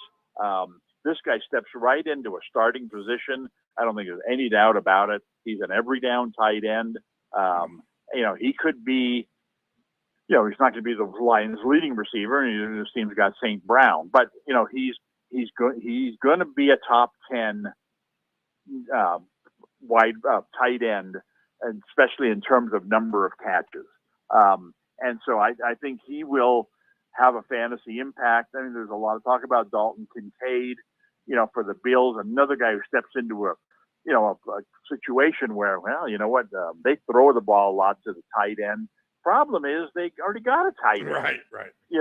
And so, why would they draft this guy, given the fact that Dawson Knox is still a, pretty good tight end? Well, they're planning on using two tight ends more. Well, that's fine, except that you got, one of the top wideouts standing over there on the left side in the entire league, and you've got a real nice second option standing over there on the right side. Why are they throwing to the tight end in the first place, let alone splitting it among two guys? So I think, Dalton Kincaid goes in as, he looks like he could be a real productive guy. And I think he would have a chance to if Dawson Knox wasn't around. I just can't imagine that's going to be the case. But when you just talk about those two guys stepping into, high-scoring teams that throw the ball to the tight end, I like their situations a whole lot better than any of the wide receivers we've talked about, any of the running backs we've talked about, because all of these guys are what you would say are in the mix. And yes, some of them will identify themselves, jump out of the mix at some point this season, but I'm not sure you need to, use a draft pick on them, in order to get them. I think that, someone's going to draft, Gibbs, obviously, they're going to probably draft him fairly high as a running back. And 4 weeks into the season, when he's averaging, 5 touches a game, hasn't scored a touchdown yet, and Montgomery is clearly their number one back, he's going to be on waivers, and so a lot of these rookies, people love drafting rookies, and very, very few of them turn out to be fantasy worthy in their first season. I think in general, you would find that, 75% of rookies that are drafted were wasted draft picks. And, you want to roll the dice that you're going to find one of these 25% guys, when the odds are stacked against you, not a good idea. I would look elsewhere and try to find, like I said, there's you could make a case for 50 different running backs this year being drafted if you know a little something about the situation. If you look at the situation and say, well, heck, I know Gibbs and I know Montgomery, and Montgomery's terrible, and Gibbs is going to go in there and he's going to, within 3 weeks, I guarantee it, he's going to be their chief running back. And if you really, have that kind of insight into this, then you're going to, and it turns out to be right, well, you're going to be a step way ahead of your competition. But there's, as I've noted, there's probably 20 similar situations in the NFL.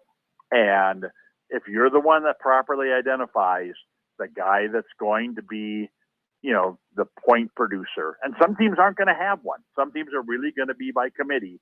And so neither one of their guys is fantasy worthy. But a lot of these teams eventually heck, maybe even week 1, we just don't know it yet. Somebody is going to identify himself as the number 1 running back, for Buffalo, the number 1 running back for Kansas City, although we kind of know who that is. There are, the number 1 running back for the Eagles. There's a lot of really good teams out there that are going to have productive running backs, and we just don't know who that guy is right now. And that's great for fantasy, because if we did know, then they'd be snatched up early. But because we don't know, now we can use our own, intuition or whatever you want to call it, evaluation, and we can be the ones who identify who this guy is. And if we're right, then we feel like,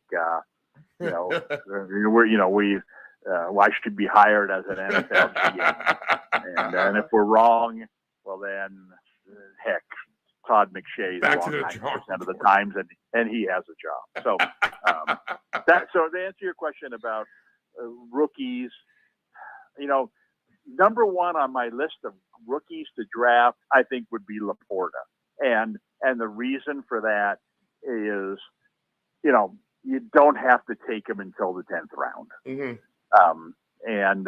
If you're one of these guys who, I'm not drafting my tight end until as late as possible. Well, he's the guy for you. Let me give you last question, Dave. I'll let you get out of here. Fascinating stuff from the very, very beginning here today on the round robin. Better than what Ant-Man gives you? Yeah. He does decent in his own right. He has that northeastern Pennsylvania perspective on things. So it's good to have the regional bias of each way, maybe. Although you were pretty open to the East Coast. Nephew Dave? Why my name third on the marquee behind Ant-Man and Nephew Dave? They're just in here a lot more by proximity, I would say. That's all right. Simple by that. All right, Dave. Play opportunity. A player that's going to see increased opportunity that I'm going to have my sights on for sure. All right. On the Kansas City Chiefs, they lose two wide receivers. I liked what he did at the end of last year, but Sky Moore is going to be a player I'm going to take a gamble on at some point. Hopefully he stays around. I mean, you don't really think of Kansas City Chief wide receivers kind of sticking around. Maybe he's going to go a little bit higher in my mind than I'm thinking. Maybe by the 4th round or so, I can scoop him up. I don't know. But do you have a play? Maybe talk about him. And do you have a player that you've identified that might have increased opportunity from last year? Someone that you may be targeting. Well, first off, I love Sky Moore. You hit on a really good name there of a guy who's remains under the radar. I mean, Kansas City is a team that, you think, oh, wow, Kansas City's got this great passing team, which they have obviously over the years, but it's a different guy all the time. I mean, it's like they have Tyreek Hill. We don't need Tyreek Hill anymore. We're going to bring in, another guy. And then, no, this guy does really well. You know what? We don't need him anymore. We'll bring in another new guy. And Sky Moore just seems to be the guy who was used very little last year, and now has moved up the food chain to be one of these guys where he could be, this year, I don't know, he could be their leading receiver, possible that he leads them in touchdown catches, other than Kelsey, of course. So get some rushing opportunity as well, probably. Where I don't agree with you is, where's this guy going to be available? Because if you look at, to me, the wide receivers fall into 3 categories, or, not counting the, I'm going to look at the top, 25 wide receivers, right? And they fall into 3 categories. You have a group of about 10 of them that I would call elite. Jefferson, Tyreek Hill, Kupp, Chase, A.J. Brown, Diggs, Lamb, Adams. I may have missed one. I think I gave you 8 names there, but at least those 8 all elite guys, all could be first-round picks, certainly by the middle of the second round. They're all snatched up. Okay, then, oh boy, I missed on those 8. I'm in big trouble. Actually, no, you're not, because there's a second group of about 8 that aren't that far behind those guys. And if you get one of these guys as your number 2 receiver, you're in really good shape. And that's kind of my goal this year. By drafting Kelsey first is, man, I'm praying for one of these top group 1 guys to slip to me in the middle of the second round. I'll take any of them. And then I'm praying for one of my second tier guys to slip to me in round 3. And now all of a sudden, I've got the best tight end. I've got an elite wide receiver, and I've got a second wide receiver who's really good. I'm the leader in the clubhouse right now. And the second group of wide receivers, I'll throw some names out there, would be St. Brown, Garrett Wilson, Devontae Smith, Waddle, Keenan Allen, Metcalf, Cooper, Ridley. There's, I think, 8 more guys. So we're 16 deep in wide receivers now. And I take any of those guys, let alone having 2 of them, right? And so then, well, gee, what could possibly be left? We're so used to the running back situation where, oh man, if you're 16 deep in running backs, you haven't taken one or you've only got one, you're in big trouble because that next guy you take's not going to be any good. Far, far, far from the case with wide receivers. The next group of wide receivers is so good, it has so much potential that it almost begs for you to say, you know what, I'm not even going to draft a wide receiver early because there's so much depth. I mean, you look at Higgins, Judy, DJ Moore, Christian Watson, Deontay Johnson, Olave, Mike Williams, Lockett, Beckham, I've even mentioned Ayuk, Pickens, Godwin. I mean, we're 30 deep. T. Higgins or someone like that too, right? Yeah, Higgins. I think I mentioned him. Oh, did you? Okay. We're 30 deep in wide receivers. It's like these guys are all fantasy starters. I mean, you're the biggest idiot in the world if you're not playing a wide receiver at flex this year because there's, I've gone 30 deep in wide receivers. That's every team has 3. If you have 3 of these guys on your team, these are every week starters. Now, of these 30, who would you asked, who's the guy who's going to be a lot better than he was last year in this group? I do think that there's a couple of them. I think that, DJ Moore goes into a much better situation. Obviously, anything's better than the Carolina passing situation. But, going to the Bears with a quarterback that throws the ball deep, and he's a deep receiver, I think he's got a chance to put up some really nice he's the guy that we're going to be talking about during the season when you're looking for your long shot, trifecta, and will DJ Moore catch a pass for more than 60 yards at plus 650? Well, the answer to that's going to be yes, more times than not.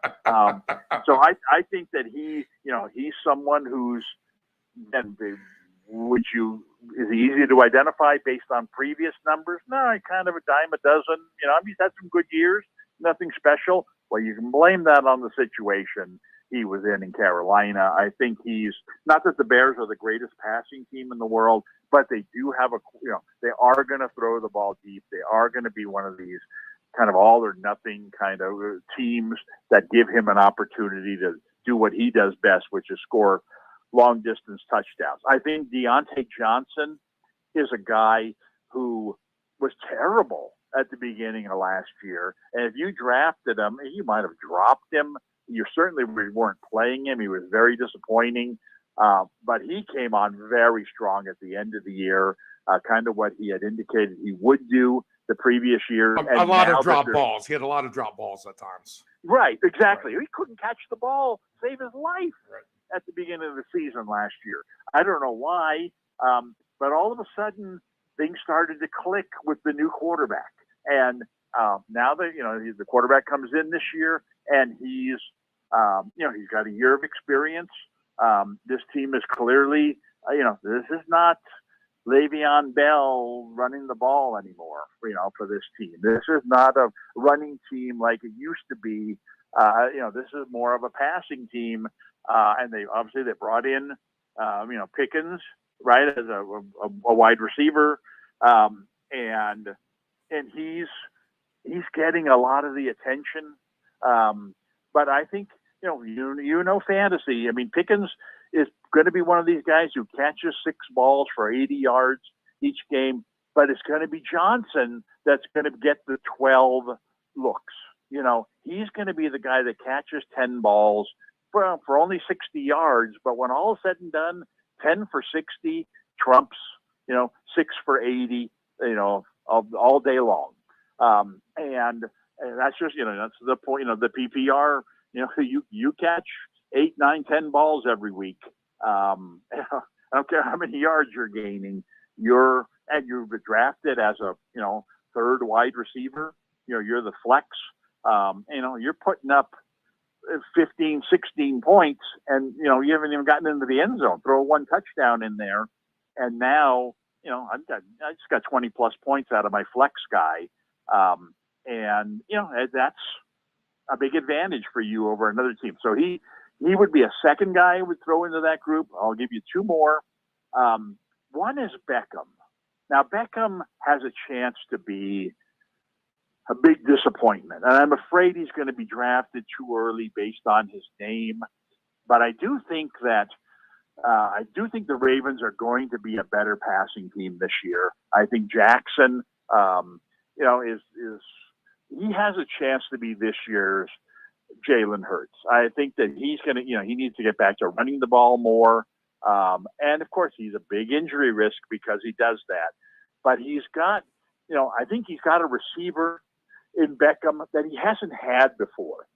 A very dependable guy. You can throw the ball short to him. You can lob the ball up to him. He's got one arm tied behind his back. It doesn't matter. He catches the ball anyway. This isn't the Beckham of 5 years ago. I understand that, but he's better than what Baltimore has had and more dependable. And I think that, who would have guessed that A.J. Brown would have had the incredible year last year that he had with the Eagles. And there's just something about that style of quarterback. Like I said, it's like you're playing defense with 10 guys because one guy is always going to be assigned to the quarterback. And you see less double coverage. The quarterback scrambles. Now, veteran wide receiver like Beckham knows how to get open in those situations. I think he's got a very, very good chance to be, not what you call a comeback player of the year, but a rejuvenated player of the year on that particular team. So I'd love to have him as my third wide receiver, kind of a low pressure situation. But I don't, because of his name, he might be drafted a little higher than I want to go with him because there are risks involved, including the fact that he's gotten old.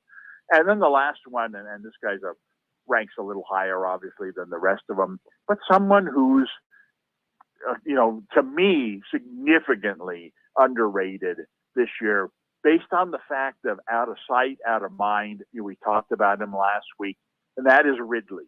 Ridley, to me, is an elite. He's as good as Devontae Adams and Diggs and Lamb and these guys, but he hasn't been in the best of situations. Now,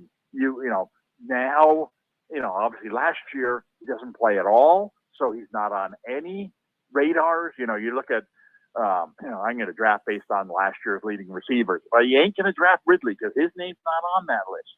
He was sat out last year, and not because of an injury. They're not coming back with an ACL. You're worried about it.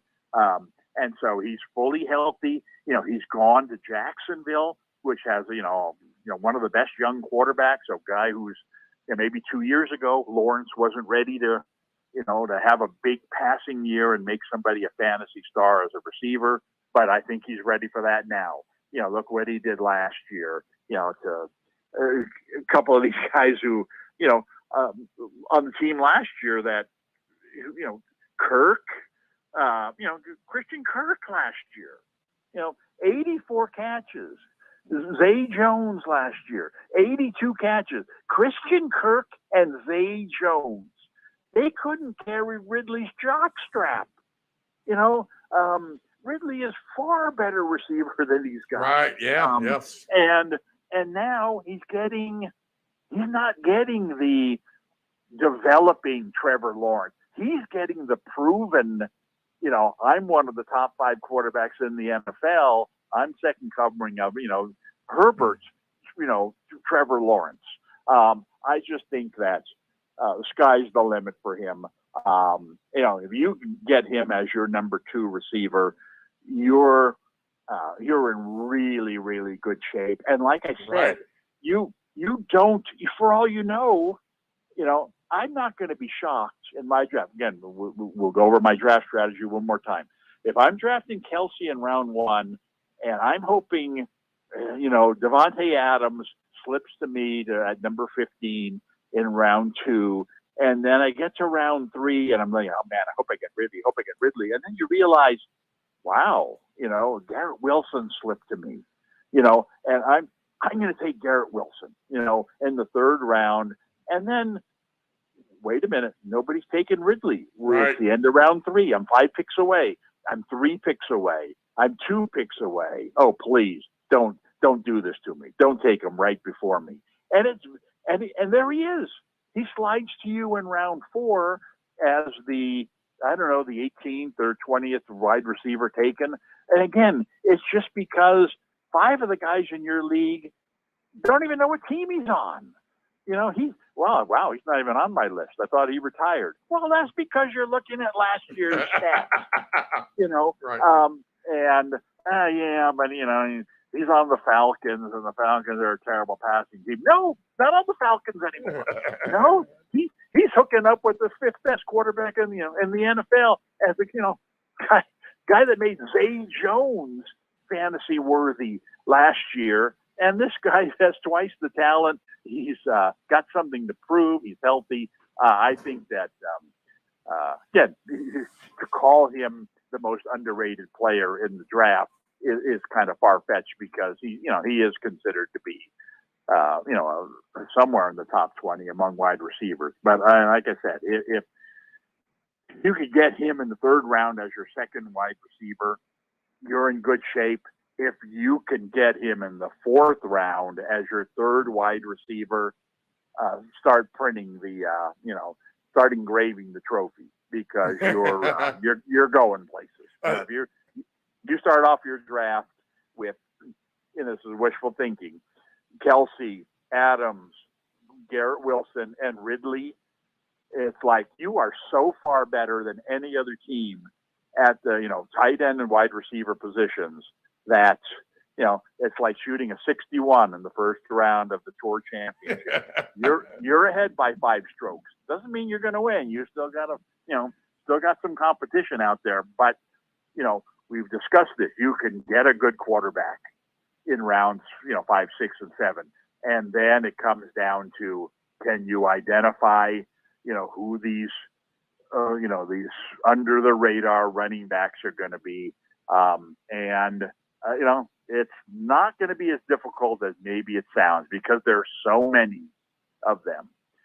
It used to be, there's three running backs left that I would even consider down here in round 6, and oh man, they're all ugly. No, this year there's going to be a whole lot more than that because after McCaffrey and Eckler and Henry and Barkley, I would say those 4 to me stand out above the rest.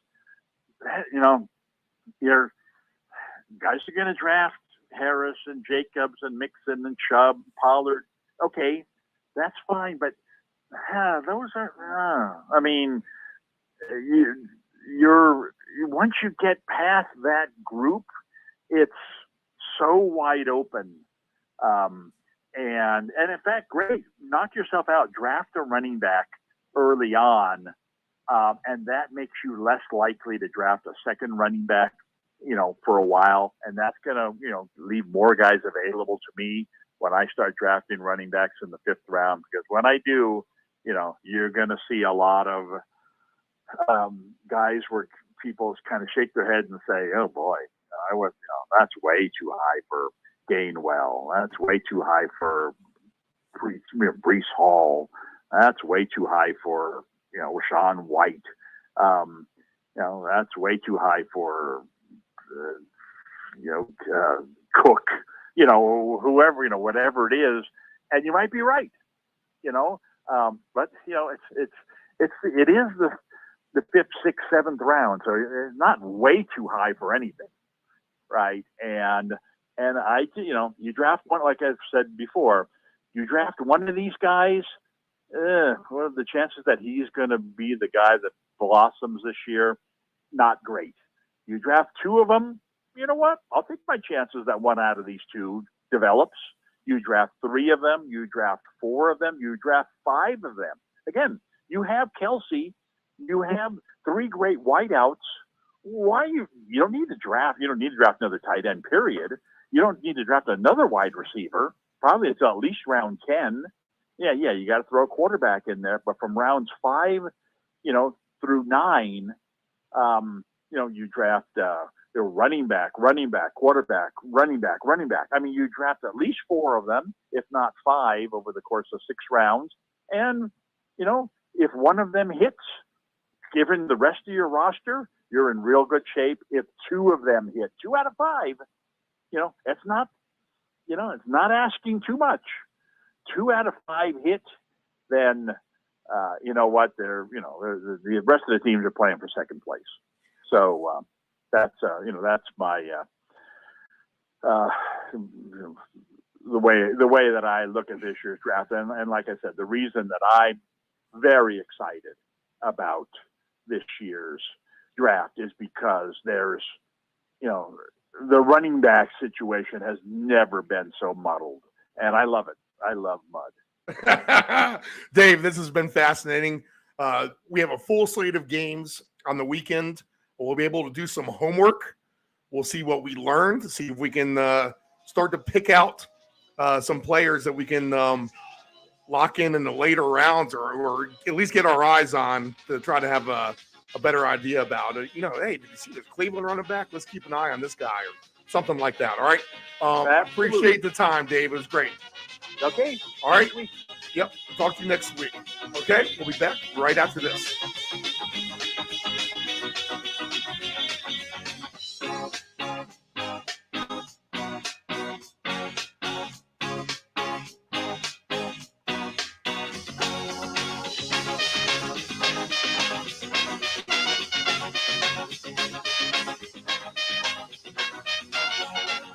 Family-owned and operated, CP Shuckers Cafe and Raw Bar specializes in delicious cuisine, refreshing drinks, and a laid-back atmosphere. We opened our doors in 1995 and have enjoyed being a place to either relax or celebrate ever since. Whether you are in the mood to indulge in a great meal with your friends and family or watch the game, we promise that our inventive menu, attentive service, and skilled bartenders will have you truly satisfied. Both of our locations have spacious outdoor patios for enjoying the breeze and catching a little sun. Our friendly staff at CP Shuckers will make your next dining experience a pleasant one by delivering personal care. We are open until 2 a.m. Full menu will be served until 10 p.m. and late night limited menu until 1 a.m. For larger parties, please give the location of choice a call. Pacific Avenue, 757-425-8676 or Shore Drive, 757-412-2929. More information at cpshuckers.com. Thank you for your continued support and have a shuckin' good time. Hey, does your home have algae or stains on the siding? Is there grime built up on your deck or brick patio? Coastal Pressure Washing Services has a warranty of professional services. From pressure washing to window cleaning to deck and fence staining, as well as dryer vent cleaning, you got it all. Call Coastal Pressure Washing at area code 757-439-9810 or visit our website at coastalpressurewashing.net. Again, call Coastal Pressure Washing at area code 757-439-9810 or visit our website at coastalpressurewashing.net. Dependable Solutions can provide all voiceover services for your advanced audio production needs. Think of us as an inexpensive option, no matter what the size of the project is. From one-word cameos to full script productions, contact Dependable Solutions at 757-354-5517. Do you want to advertise with Deep End Broadcasting? Send us an email at deepend757@yahoo.com. That's deepend757@yahoo.com. This is the Deep End Broadcasting Network. It is estimated that 23% of car accidents each year involve a cell phone. That's 1.3 million accidents a year. Reaching for your phone, you are 4 times more likely to crash. Dialing on your phone, 2.8 times more likely to crash.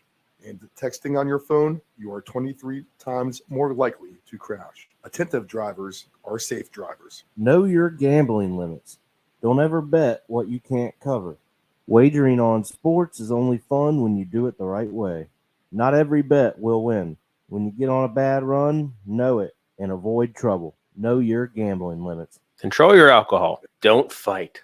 Don't drink and drive. Your one punch could kill someone. It happens. If you're behind the wheel, you may think you are fine, but then the other driver is under the influence of texting, and then you are done. Control your alcohol. This is the Deep End Broadcasting Network.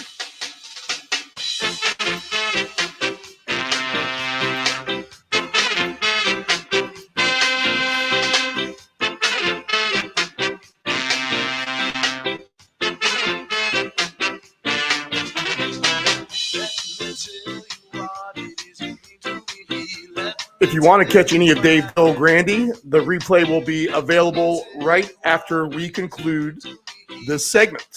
So you can go ahead to Deep End, DEEP, 757.com and find us on there at all times. Everything archived. Link at the top of the page. Okay, so let's go over to slate for tonight. A couple of 6:40 baseball games. We have a couple NFL games starting right at about 7 o'clock. And then a couple late night baseball games. Actually, one late night baseball game, one preseason football game at 10 o'clock. So let's go down the slate. The Nationals and the Phillies. 6:41 first pitch tonight. The Phillies a big favorite, minus 260. Patrick Corbin in the Nationals plus 215. Aaron Nola, the pitcher of record for the Phils. So, I am on the D-Rays game, and we'll get to that in a minute as the games are out of order on my odds and on my stat sheet here. Corbin, 7-11 on the year, 5.03 ERA. Generally, he hasn't been too good. 161 hits given up in 132.1 innings. There's 24 home runs in there, just 89 strikeouts. So he's not overwhelming with the stuff. 37 walks. So a lot of walks in that sequence as well. Aaron Nola, 4.58 ERA, 9-8 overall. 143.1 innings pitched, 129 hits given up. Good amount of Ks at 147 to a ratio of just 34 walks. But he, too, has given up some long balls, 26 for him. And we are in that bandbox, which is Philadelphia tonight. So Corbin, the lefty on the road, hasn't been trustworthy. We saw the no-hitter by Lorenzen. Wow, how about that? Lorenzen with the no-hitter in his debut for the Phillies and the trade coming over from the Tigers. How did the Tigers feel about that trade right about now? So rightfully so, the Phillies are a heavy favorite against Corbin. But Nola hasn't been super great. So is there a chance for Washington to get some runs here? I think so, and I think you can go with an overplay. But I think the Phillies can outscore them as well. They just have that amazing hitting and batting when it lights up, and there's a chance it can against Corbin. So minus 260, the favorite, and over 9. I would look at one of the alternate parlays climbing all the way through the roof there. I mean, this could be an 8-3 game. This could be 9-5. You could get something very exotic tonight with these two clubs. So if you're out and about wanting to take a chance, then you can do something like this. -2.5 over 10.5 is 4-1 odds. I feel like it should be. Yeah, I guess that's about right for what we're trying to do here. I feel like generally you get a little bit cheaper number than if this were true to form on a parlay calculator, considering what over 10.5 would be and what -2.5 would be. I'll have to do that exercise one time and yell at the line distributor for why are the lines getting El Cheapo'd out a little bit. But the Phillies, I think, can take care of the Nationals tonight on a Thursday night. So we'll lean with that one. We've stayed off it all week. We probably should have been on the Phils at least anyway. They've had a pretty good series, winning 2 out of 3 so far, including that no-hitter by Lorenzen. All right, games in the book 2 today. Actually, let's go through those real quick. Cleveland beat Toronto 4-3. So a good series overall for Cleveland. Toronto, where they started to heat up, they fell flat in their face in Cleveland. So they'll be happy to get out of that town for sure. Minnesota, not having the best time with Detroit, really either. Detroit wins 3-0 tonight. 4-game series. Minnesota does not look good at all. They hammered Detroit on Monday, end up losing 3-0 today. How about the Braves having trouble in Pittsburgh? The Braves, like we said all week, haven't been playing their super best. 7-5 is the score for the Pirates today. And the Orioles rebound nicely, 5-4 winners over Houston. They had to hold on at the end, and the bullpen was able to do so as the Astros threatened in the ninth inning. But the Orioles do hold on for the win. Next game on the board is St. Louis and Tampa Bay. That's the one I had pulled up here. Now we'll have to click back off the nets. So this is one of the pitchers that I like to play against, to be honest. Liberatore for the Cardinals is not a good pitcher at all. He is a gas can. He has a 6.93 ERA, 1-4. He's just pitched 37.2 innings, 49 hits in those innings, just 23 strikeouts, 18 walks, and 4 home runs. So he hasn't given up a ton of bombs, but he's given up a lot of hits per the innings, and he's walking a lot of players too. Zach Littell for the home D-Rays, the Rays as they are known as nowadays, 2-2 overall, 4.04 ERA for him, 35.2 innings pitched, but he's given up 42 hits, 31-6 strikeout to K ratio. He himself, 4 home runs. So relatively 2 inexperienced pitchers in the grand scheme of things. You would expect to see some runs in this game as well, but I think Tampa Bay can outscore the Cardinals, considering Liberatore has been absolutely atrocious. Now, the Cardinals could come out and thump Littell at home as well. The Cardinals are catching plus 168 on the money line if you like them. The Rays minus 200. Nephew Dave was keen to that the other night with the Cards, winning a high-scoring game. They did good too. Would like to have seen one more run in that game, to be honest, on a super over thing that I had going on. But Liberatore for the Cardinals is no good. Best be assured about that. Lefty should have some trouble in Tampa Bay tonight. So I would look for Tampa and an over scenario again here, much like the first game, Phillies and the Nats. Now, are these games 3-2? Probably that's what happens at the end of the day. But at minus 2.5 for the Rays and over 8.5, which is a 6-3 ball game, that does pay plus 250. And if you really want to jack it up, and the Rays, maybe they did it in Houston. The Rays got the 13 runs or whatever they had that game. I think it was 13 runs. I feel like they're just due for another 11-run game, something like that. So minus 2.5 over 10.5 is at plus 390. If you're going to hook that with the Cardinals, super parlay dealio, then why not? You guys are going to think I'm a complete lunatic when I come up with this one for you that I'm going to suggest you try to roll the dice with on an El Cheapo round robin, looking for the ultimate cash money prize here. Let's see here. All right, let me get off this game. Let me go back to the Nationals real quick. I want to go ahead and click this Phillies play in because I want to build this. So the two picks so far that we're going to go with are the first two baseball games coming up shortly, right in about 35 minutes. Tampa Bay -2.5 over 10.5. And then we'll also look at the Phillies -2.5 over 10.5, and that pays plus 400. Right now, $10 wins you 235 just for those two things to happen. So that's not too shabby if you're expecting two teams to blow out their much inferior opponents.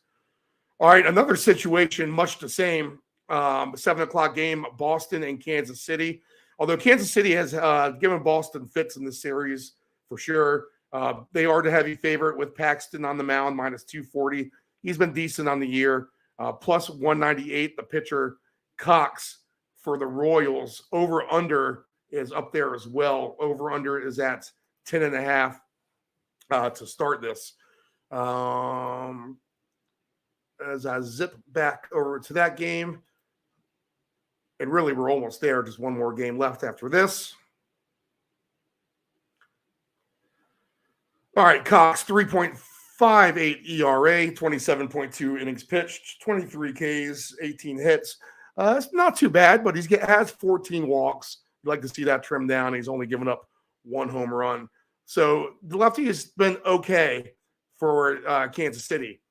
James Paxton, 6-3, 3.60 ERA, whip of 1.15. The whip for Cox is 1.16, but less than a hit an inning at 75 innings pitched for Paxton, 84 Ks to 22 walks, and 12 home runs given up in those 75 innings. So that's been his problem, is maybe his ability to keep the ball in the ballpark at times. Two good pitchers, and with the Royals playing Boston tough right now, I'd be hesitant to take the Red Sox in the same kind of way that I took Phillies and the Rays. Although the numbers say that it's the same scenario, I'm not going to agree with it tonight, and we'll go ahead and lay off the Red Sox and the Royals game. Another game that I think we'll go ahead and lay off of as well is the Dodgers, who are heavily favored, -365 over 8.5 at home against the Rockies. Now, if you want to get super crazy, the Red Sox game is predicting rain too, by the way. So that might be an issue there. Chance for thunderstorms in Philadelphia. So be aware of that as well. Sunny skies at 73 in Los Angeles with the Dodgers and the Rockies. Rockies just 45-69, 24 games below 500 on the year, 20-39 on the road is Colorado. So Ty Block, 4.85 ERA, 26 innings pitched. He has 37 hits, just 11 Ks, 4 walks, and he's given up 3 bombs. So this is going to be a test for the lefty. Clayton Kershaw, 10-4. Here comes Mr. Kershaw again, 2.55 ERA, 95.1 innings pitched, 76 hits allowed, 105 Ks, just 24 walks, and he's had a little bit of trouble with the home run with 12. But Kershaw is a savvy, seasoned veteran, and you just expect the Dodgers to win this game at -365. I'm just not going to be interested on a late night crazy scenario. NFL, real quick. I said it before. I like New England at home. I'm not sure why they were catching 3.5, and it's down to 3 now. Money line has dropped from 150 down to 145, over under 37.5. The Patriots with a quarterback battle against a Texans team who's really trying to figure things out as a new team. At least the Pats have some established history. I grabbed the number early with the Patriots to win by 14 or more at +700. It's down to +600, so the line's going my way. I do like that. If that's too rich for your blood in the preseason, just take plus 145. But I can see this scenario being every bit of a 24-6 game, something like that. So I think the Pats can actually cover a big number with the Texans. I don't see much scoring for Houston, really, to be honest, in this game. Now, it's preseason. What do I know? Minnesota and Seattle, we're just going to take a flat look at the under 35.5. I like the backup quarterback situation in a negative way to impact this game. These two teams could just be scurrying to get on out of there, get their reps in. Seasoned quarterbacks for both teams won't see any action, I don't think. And you know what? They're just going to let the backups do their thing. Let's hand the ball off a few times and get on out of here. Under 35.5, Minnesota and Seattle. Dave Del Grande likes the over Sweden and Japan goals. He thinks that's a high-scoring game. That goes off at 3 a.m. Eastern Standard Time tonight. Tomorrow morning, that is, Friday. And I'll take a look myself at maybe playing the draw and even maybe probably playing the win just to be risky. Man City looking to be, filling in a couple new faces. And maybe they're just not going to be as concise as they usually are right out of the gate at a Burnley team who's very excited to be promoted. So 9-1 for Burnley is the odds there, and plus 500 on the draw. Both are long shot, appetizing, just El Cheapo commitments that could pay off a decent little chunk for a Friday night payroll of basketball or baseball. All right, so there you go. And more football, maybe potentially too.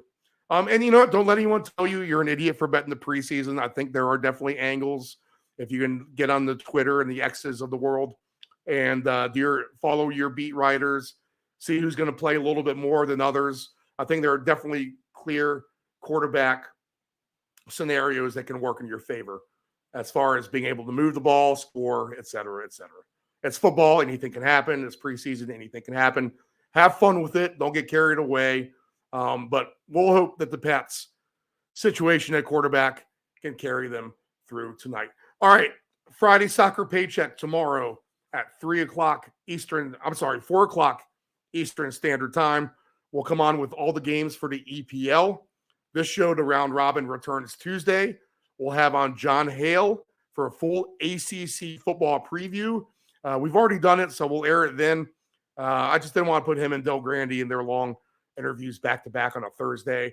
So the more timely interview with Del Grande with the weekend and stuff we talked about that happens today. If you need to replay, go back and look at it at deepend757.com. And then the John Hale ACC preview, which is fantastic. We're reunited after 23 years on the airwaves. Will be aired Tuesday afternoon. We'll get Ant-Man, Nephew Dave back in next week. Look to get some other guests potentially as well. And we're off and rolling on week number 2. It has been great, been fun the last 3 days, and we shall be back next Tuesday. All right, for all that, we will sign out.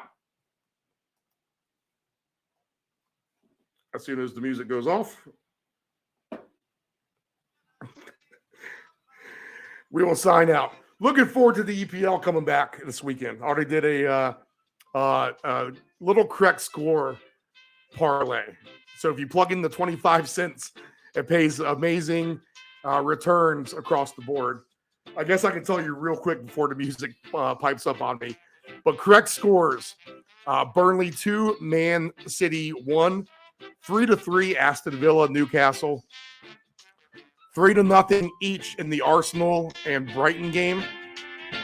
And I forget the other one, but I'll get it to you tomorrow. Tune in to the Friday Soccer Paycheck at 4 o'clock Eastern Standard Time.